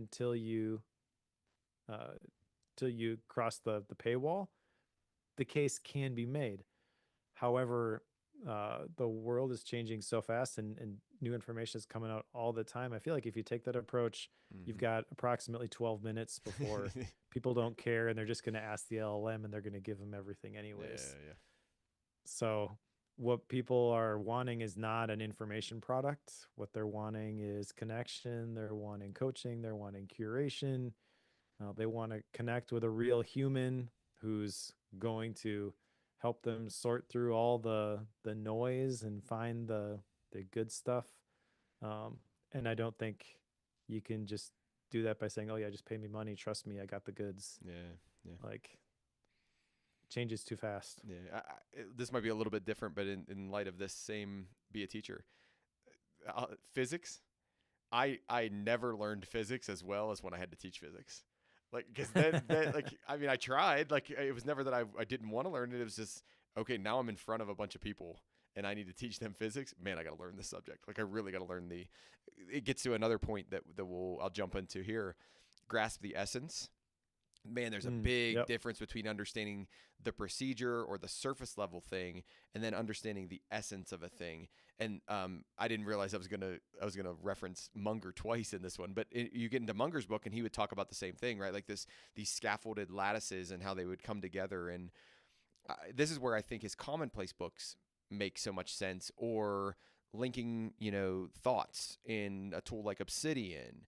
This is where I think you're able to actually distill things down and get to the essence of the idea, and having that coordinated or realized, or realized, not realized, but like have an artifact of that, something you can look at, something that's tangible, really helps you get to the essence of something. So again, I like the way he brings things together to make you think a little bit differently about him, or I should say, to give you the opportunity to think a little bit differently about him. That's what I really like about this. Yeah, that chapter on Grasp the Essence, this is Ryan Holiday in a nutshell Mm-hmm. for me because this is where he brings up the Gettysburg Address by Abraham Lincoln, obviously. Only 271 words, historically very short. And that example has been used so many times. What I didn't know was that Abraham Lincoln was not like that was kind of a surprise. He wasn't even supposed to have spoken there that day. There was another guy, Edward Everett, who had been speaking for 2 hours. Yep. and everybody's getting ready to go home. And then Lincoln pops up and he delivers the Gettysburg Address. And it's like, that's what people remember. Yeah. That's historical context that is fascinating to me that I had no idea Yeah. was there. And Ryan Holiday just does an awesome job doing all the research and telling those stories. But to emphasize his point about grasping the essence, apparently Edward Everett talked to Abraham Lincoln afterwards, and he said, "If I hope that I could communicate as much quality words about the idea in 2 hours as you did in those 271 words or something like that." But like basically just saying, I used all these words, I took all this time, and I don't think I said as much as you said Yep. in your short little thing. Yeah.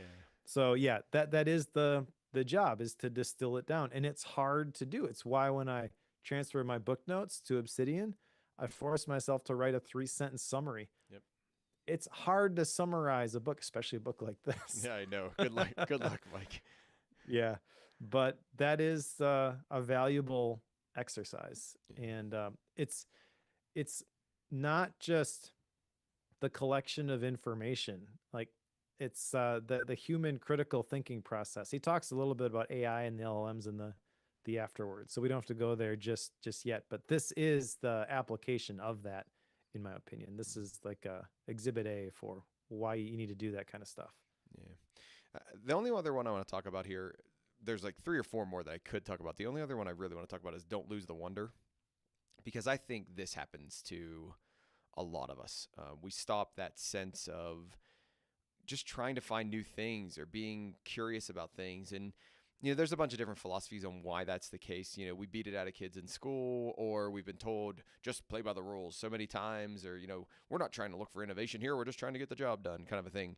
So it's like, I agree with all that stuff, but I just really like this idea of how can we continue to be driven by this? Why does that work? Why does that do the thing it does? Why are we doing it that way? Like asking the question why. So this would tie to another concept that I've been exposed to a lot, and it's like the 5 whys. In any situation, you ask yourself why, and you have to get down to like level 5, and then really you start to get to the essence of a thing when you start to get to the 5th why, and you start to actually understand what's going on. So I just like this idea of this reminder, I should say, of keep wondering, keep being curious about a thing. And he ties it to wisdom. I'm not as worried about tying it to wisdom as I am just, I think it's a good approach to life, is keep asking those questions. Yep. Couple other that I want to touch on real briefly. First, be happy. He talks about how for many people happiness is conditional, and then he talks about peace. And peace, like education, he says, is something you must give yourself. I completely agree with this. If you wait for the external circumstances to align, and then you'll be happy, you will never be happy. Yep.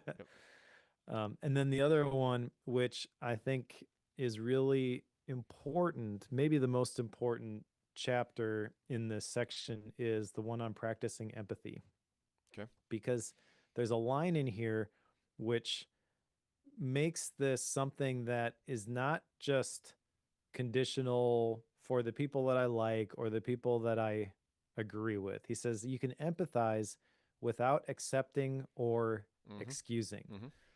So what happens when we don't curate our information sources and we create this tribalism? By the way, there's a great Cal Newport Deep Life podcast episode where he talks a little bit about this in terms of what does he call it? The slope of terribleness, I think. Okay. I'll try to dig up the link for the show notes, but it just kind of pushes you more and more towards the extreme, and it dehumanizes the other side. And well, those crazy people believe this. How can anybody believe that? I'm not even going to engage with them. And I feel like the practice empathy section here is like, no, they are humans who have their own issues and they're struggling with things, and you should maybe just chill out a little bit, dude, and try to understand where they're coming from. Just because you understand them doesn't mean you have to agree with them. Case in point, Ryan Holiday and Elon Musk. I'm really actually looking forward to talking about the afterward, because there's some really important context in there, I think. but he obviously disagrees with certain people in this book vehemently. Yep. Yep. But I also feel like he practices what he preaches in terms of at least understanding where they're coming from. Mm-hmm. It is a little bit weird the way that he talks about some of this stuff at the beginning. It's almost like that context should be there before you say some of this stuff. Yeah. But yeah, getting into style and rating now, so I'll wrap it up there. But yes, empathy opens us up to everything and everyone is what he says in that section, and I think that is very important and missing in the world today. Yep. I agree. I agree. He ends this part 3 with wisdom is virtue, virtue is wisdom. It's a chapter that I think is kind of like it's a pre-afterword. Like in my mind, like I actually think Yeah. it belongs more in the pre-afterword than it does in the part 3. But like, wisdom is about action. Wisdom precedes other virtues. It's the mother of all virtues. It doesn't just happen to you, but you get it. But once you get it, it stays with you. It takes work. Like he just does a good job. I think wrapping it up and kind of reminding you what his point was, why he wrote this book, and why this book matters. Now we can get into the afterword. Okay, and in the afterword, he kind of gives a personal story about him dropping out of college and then kind of having a bad experience in his first working things, but he was successful and he learned a lot from watching other people. He talks about some of the reasons why he is so well, he wrote so many words, I guess is the way I'll describe it. And he calls out Musk so many times in this, which Mike, I'll let you take that on. And then he talks about the fact that you're better off for writing a thing. Like I think he does a good job at kind of helping us understand a little bit more about him and a little bit more about what he did in this book. I wouldn't have said it until you just said it, Mike, but I completely agree with you. I wish he'd have done that at the beginning of the book. Like, I really wish he'd have done it at the beginning of the book. I think it would have made the rest of the book make a lot more sense. But I didn't think about that. So that's a good thought. So what do you have on the afterword? Yeah, I didn't jot down the specifics here. Oh wait, I think I found it in the afterword where he talks about Elon Musk. But basically what he says, trying to find it. Let me buy you a little time. I just want to make sure. I'll speak for me. I don't know if Mike wants to comment on this either. I really don't have like any strong feelings about Elon Musk. Like I really don't. Sure. Like so I'm not trying to be a defender of it. I think what we're trying to call out, and Mike, correct me if I'm wrong. What we're trying to call out is it seemed strange. Like it just seemed like very aggressively strange for someone to do that in a book with somebody who's still alive. I mean, like it was just weird. So go ahead, Mike. For somebody who is not an active figure. Now you could make the argument that Elon Musk is dipping his toes into politics and in places where maybe it doesn't belong. Yeah. But a large part of the original criticism of Elon Musk was really with the acquisition of Twitter or X. Yes. And he talks about Elon Musk's algorithm in part 2, which is basically break stuff, cut stuff. So you can kind of see his thought process when he moved in and he let a whole bunch of people go. That's what Elon Musk does. And as much as people who want to complain about, well, X is a husk of what Twitter was and how are they even keeping the lights on, it's actually technically he's maintaining it pretty well, given he basically cut a whole bunch of unnecessary labor to support this bloated thing and dialed it down to the essence. You may not like the methods, you may not like the public stories. That's Elon Musk, the personality, but in terms of the running the business, what he did was you could argue successful. However, I personally don't like what has happened to X or Twitter. It used to be my favorite social media platform. I'm not there anymore, and that's kind of sad, but I don't care. It's social media. Yeah. Like I really shouldn't be hanging out there anyways. Yep. But that whole narrative kind of feels like it's anchored in a bit of resentment or bitterness towards Elon Musk as a person. Yeah. And I found the section here in the afterword. He knows Elon Musk. Okay, so I knew this previously, but his bookshop, the Painted Porch, is actually in, I think it's Bastrop, Texas. That's where Tesla's headquartered. And he says on page 367, we have many mutual friends. I've been invited to his house. I'm a fan. It would have been much easier and safer to write about almost anyone else. I'm sure a significant portion of my readers will disagree with my take entirely. Yep. Yep. Yep. Yep. Yep. Yep.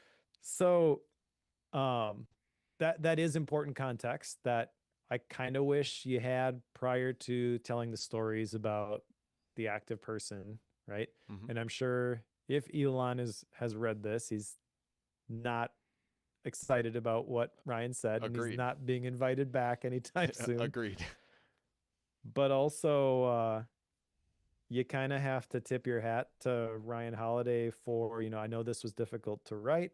I know you have this history with this person, but you did it anyways because you thought it was the right thing to do. Like, props to you for that. Yeah. In context of the message of the book, I feel like it does, when he says it, just because it is someone who is currently living, and it's not a historical anecdote like many of the other figures that he chooses to talk about, it does feel a little bit like a cheap shot Mm-hmm. in a sense. Um, but then like the way he wraps this up, I kind of feel it redeems it a little bit. Yeah. The whole afterword, I feel like that's maybe my favorite section of the book, to Okay. be honest. Okay. I feel like you get a whole bunch of context there that you didn't have before. Yep. This is where he brings up how he learned so much from Robert Greene and how he picked up that crazy note card idea from him. He shares a lot of the mistakes that he made as a younger person. I'm not sure if you've read any of his older books about the internet marketing I stuff, haven't but read those. No. I have them. I haven't read them yet, but everyone that I know who has read them is like, oh yeah, these are really good. And so when he says he could have been really successful in that world, I believe him. Yep. Me too. Uh, so I don't know. I feel like switching from that to talk about stoic virtues feels like that was a risk. Mm-hmm. And I didn't view it like that before. It kind of, I don't know that I ever really thought about it, but just Ryan Holiday is the stoic guy, right? So Yeah. just Exactly. maybe in subconsciously you're like, well, it was easy for him to just talk about those things and he's making all this money off of this. No, he could have made way more money continuing to talk about internet marketing and he chose not to. Yep. Like that's kind of cool. And then the whole thing about, his history with Elon, the whole tone of the afterword is very um self-deprecating maybe. Mm-hmm. Like he's sharing a lot of his flaws. Yes. Oh, I absolutely. feel like it's possible you read all four of the Stoic Virtue series, you have no idea who Ryan Holiday is. And right before you get to the afterword of this one, you're like, wow, this guy, he's the next Socrates. He's the next Seneca, Marcus Aurelius 2.0. He's really got it all together. And then he's basically like, no, Yeah. I am a worm. Not exactly what he says, but I actually really appreciated that perspective Yeah. at the end. And I don't know how you interject that prior to the end, but it is kind of weird that it happens at the very back of the book, but I'm glad that it's there. Yeah. I would say it a little bit differently than you said it in terms of it almost felt like hey, there's one more thing I got to tell you. Right? I just kind of taught you for a bunch of 100 pages. There's one more thing I got to tell you, and it's a little bit about my life, and it's a little bit about these other things, and it just yeah, I mean it adds a lot of context that I wish we'd have had prior to reading the book, but I'm glad we got it regardless. Like I'm glad we got it at the end. Blake in the chat said it almost felt like he was just so disappointed in how Elon has changed, and I think Mike and I both agree with that. The reason I say Mike agreed because he wrote agreed, but Yep. but like I that makes sense. Like that actually makes a lot of sense. It's like here you are, you're doing these things, you're out there trying to put people on Mars, and you're building reusable rockets, and you're changing the auto industry and all that stuff. and then blah, like you let me down, kind of a thing. Like I'm just so bummed at that. Okay, let's move on. Sorry, one other thing I Go should call out with this. It's not just Elon that he picks on. He also talks about Trump. Oh yeah, he does pick on Trump too. Yeah. So, but what I appreciate about this is not this guy is just such a moron, which is sort of the narrative whenever I hear anybody talk about him publicly. They're either MAGA or how can anybody possibly listen to a word that this guy has to say? What he does in this book is he talks about like the information diet, and he talks to Trump's aides, and he basically is raising red flags for not the person, but the process. Yes. Yeah.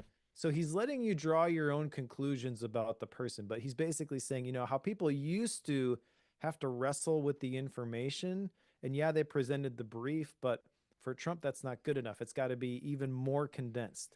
What he wants is something that's like this social media stuff where it's a quick hit. Oh, and by the way, that's really dangerous. And he's letting you kind of draw your own conclusions there, but he's not, if you're understanding the whole message of this book, there is something important about Ryan Holiday's commentary on this that is missing from everybody else who publicly disparages Trump as president, I think. And that is that he's not an evil person. Yeah. No. He is the product of the choices that he's made, but he would say that applies to all of us. And the tone of the end call to action to all of this is not watch out or you're going to end up like these losers. Exactly. It's just we're trying to become wise. We're never going to get there. So let's all agree we're going to become a little bit wiser. Yep. And here is a data point and a story to help you become wiser. I agree with you completely. Like I think you're absolutely right. Okay, let's go to action items. I'll start. It's my book. So my only action item of this is what scene makes sense for me to join. That's really the only action item I have coming out of this book. I liked, the wisdom that was in this book. Like I liked what, Ryan Holiday talked about. I just didn't get a lot of tangible things that I could do coming out of this. So Mike, what are your action items? I don't have any. Okay. I guess the argument could be made that I liked a lot of the writing and the distilling things down. So if there is like an action item for me from this, I think it is to more consistently codify my thoughts on things by writing more regularly. And that's not just writing words for the personal retreat book. That's really just like the opinion stuff. Yeah. I didn't have an action item, but kind of the thing I was thinking about as I wrapped this up was I have all these notes from all these books, and I'm trying to take those seeds and create new things out of them. But really it was just kind of an encouragement to work with the notes that I have in Obsidian more regularly and more effectively. And again, I'm not thinking that there's a problem there. I'm having trouble creating things. I've got the creativity flywheel going, stuff like that. But just how do I get a little bit more juice out of the orange? Yep. Yeah, that makes total sense. And I already think you get a lot out of it. So good job. Good job for wanting to think more about that. So that's great. All right, let's go to style and rating. It's my book. I will start. Well, Mike, I had an interesting thing happen as we went through this book, or as we went through this conversation. So this book was a 3. And like I struggled to get it to a 3 for me. There are a bunch of reasons why it was a 3 for me.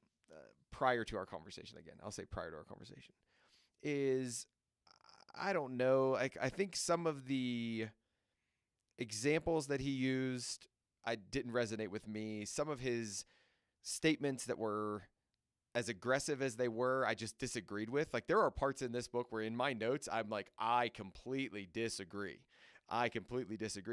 There weren't any chapters that I completely disagreed with, but they were like the sub points that he would make I completely disagreed with. So there were a couple different things there, which in my mind, when I start to get that kind of stuff, and then you add the like kind of sour taste I had in my mouth at him attacking like I was just kind of like, man, I just didn't like this book. This just wasn't that great of a book. I have to admit that like I don't get a fascination with the Stoics, so you already don't have me. Like when you're coming there, Do I think courage, discipline, justice, and wisdom are great? Absolutely. I think they're fantastic. Do I think that they, this idea of stoicism is like, this panacea that we should all strive for? Not really. So, long story short, I was at a 3. As you and I talked about this book, and I'm reviewing the chapters again, I'm reviewing my notes, and we're talking about this, there's a lot more valuable in here than I originally, like, upon finishing the book, gave it credit for. So I really do have to bump it up to a 4. Like, I have to bump this book up to a 4. There's a lot of good stuff in this book. There's just a couple things in here that are going to knock it down to a 4 for me. So my overall rating is a 4. Mike, where did you end up on this one? Well, first, let me share some of the previous rankings for the other Ryan Holiday books.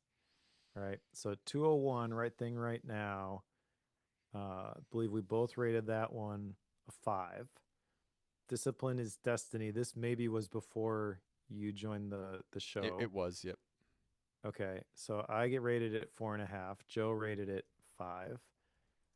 Courage is Calling. This was 130, the first one. This was a double 5-star book. I was very nervous about this one, to be honest. Okay. I will be fully transparent. I was not looking forward to reading this one.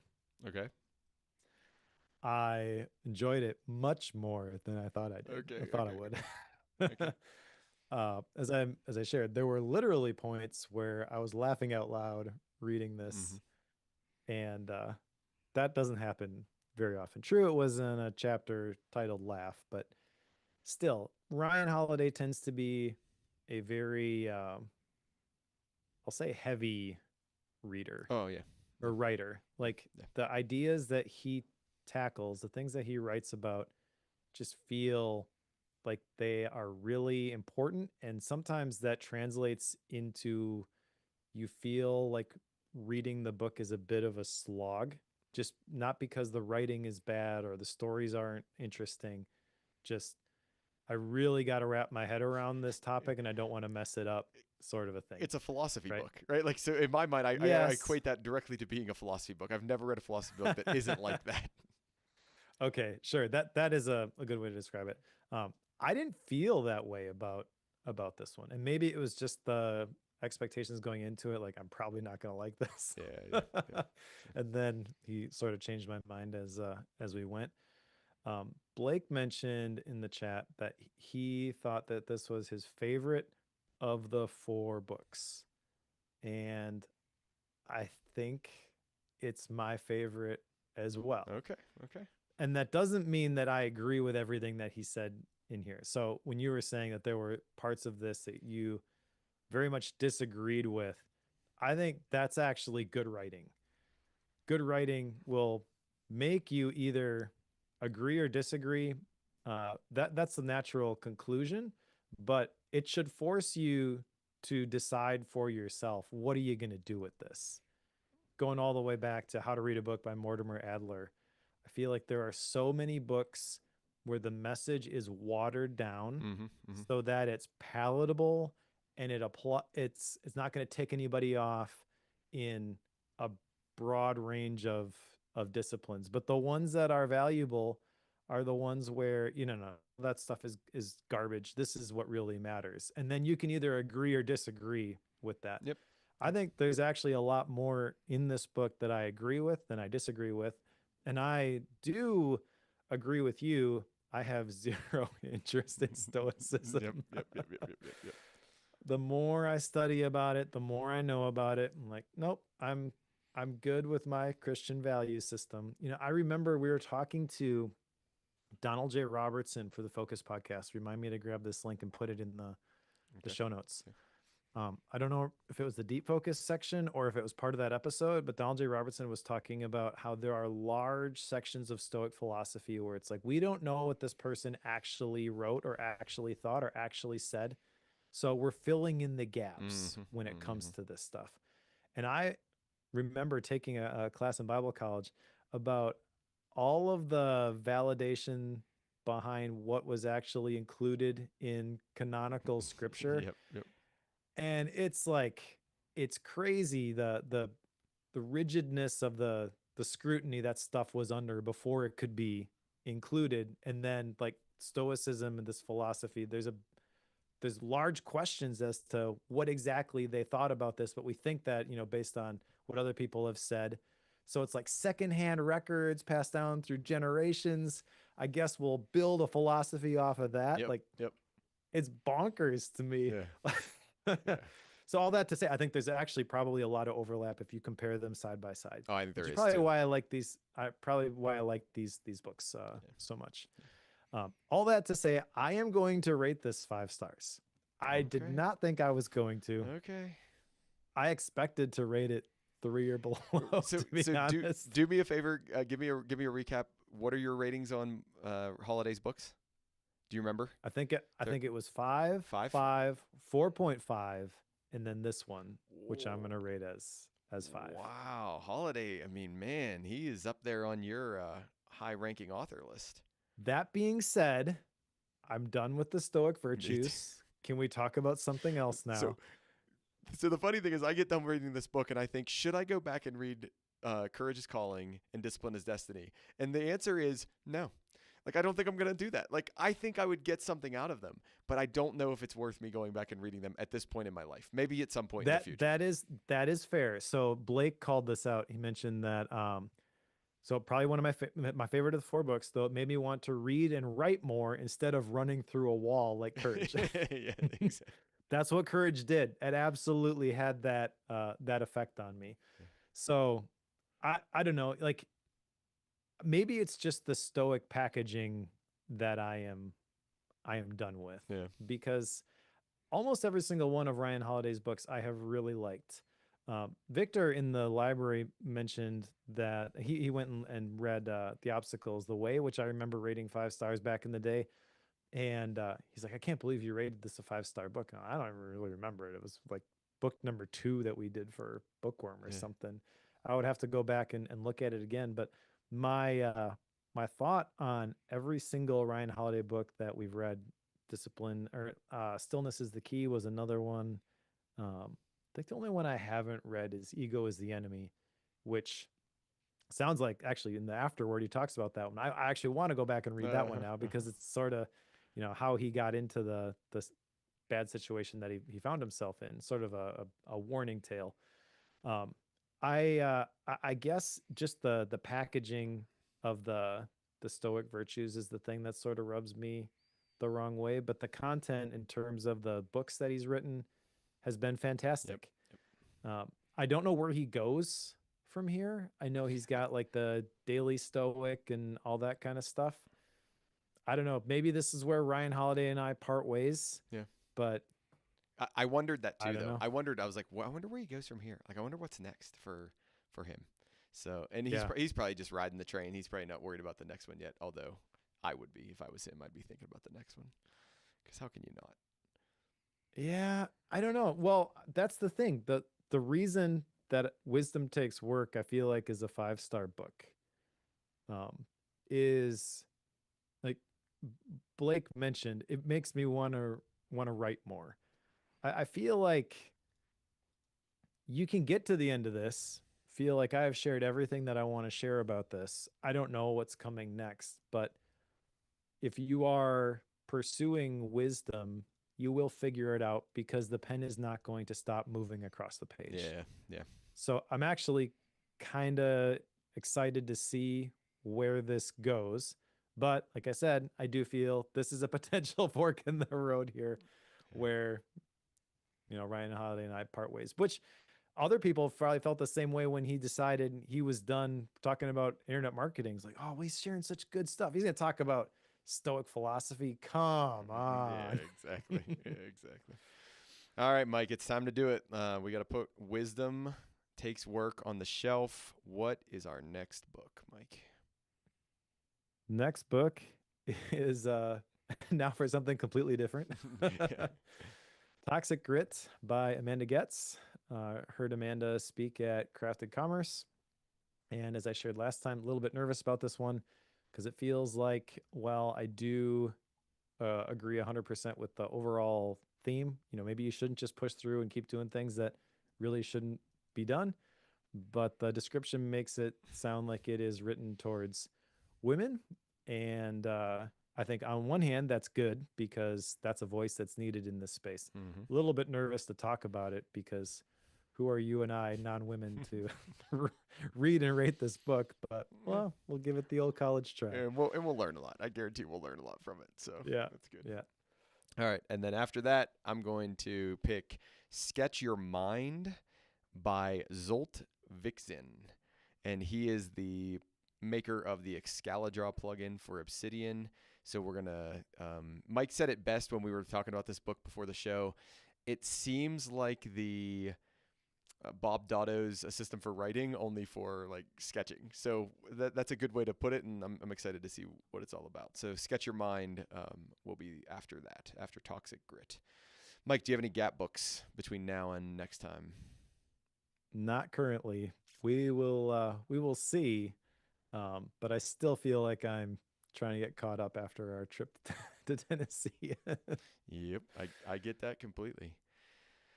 Oh, Mike, I have a gap book that is very, very, very, very long. Very, very, very long. It is a book about, it's a Bible book basically for that seminary thing I'm doing. And for the life of me right now, I can't remember the name of it. It's like The King and something. But it's basically like one of those ones that you read for seminary that's like that big, and it's multiple hundreds of pages long. But I have to read the first 4 parts of it. So I wish I remembered the name of it right now, but I'm not gonna go find it. So that's my gap book. It's not really relevant. I'm gonna be reading it for the next like month and a half, so it'll be fine. Everything's gonna be great with that one. So. All right. So for those of you listening along, thanks so much. We are so glad you're here. For those who are pro members, thanks for being a pro member and helping support the show, helping support the buying of books and hosting and all of those things. If you're interested in becoming a pro member, this week we talked about being a independent creator and having to do creation versus being a non-independent creater and getting to do creation of things for the internet. So that was our conversation. Mike and I are both laughing, kind of smiling at the same time while we say that. But you can go back and hear that. There's a longer ad-free pro show. You get the bootleg. It's released right after the recording, which is typically about 1 or 2 weeks early. There's a wallpaper. It's $7 a month, and you can go to patreon.com/bookwormfm if you're interested in supporting the show. And thanks again to those who do. All right, so I'm going to add one more perk to the Bookworm Pro membership. This is news. Okay, I'm intrigued. Yeah, this was the thing that at the beginning I was like, we'll talk about this later. Okay. But I had this thought, and it just seems to fit here. So last summer I did a almost 3-hour reading masterclass. I'm going to add the replay to Patreon for Bookworm Pro subscribers. Nice. So I sold that masterclass for $50, but if supporting a podcast called Bookworm, that masterclass is perfect for you. So we'll add that to the perks as well. If you are reading along with us, pick up Toxic Grit by Amanda Getz, and we will talk to you in a couple of weeks.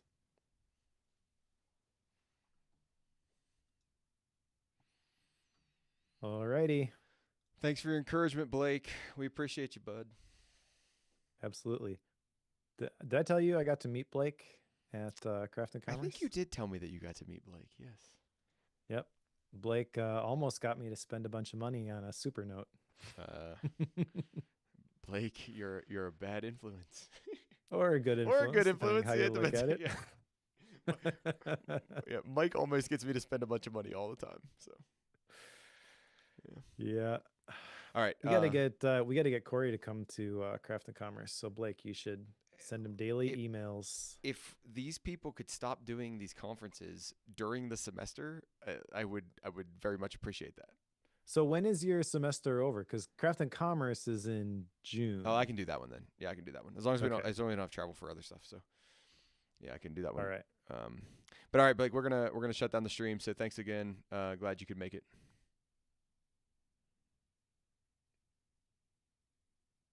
Mike is getting me to spend a bunch of money on coffee. you just made a Mike Schmitz very happy. Yeah, Right. Blake had asked me on Blue Sky what my preferred manual coffee method was. And I said, that is a difficult question, Blake. It's like asking me to choose which of my children is my favorite. Not exactly. But I introduced him to another one that the person who started Ruby Coffee Roasters told me when we went and did that roastery tour. I asked him, like, so what's your favorite brew method? And he's like, oh, it's this pulsar. You showed me the pulsar. Yeah, you showed me the Yeah. pulsar. Yeah. All right, we're out of here, Blake. See ya.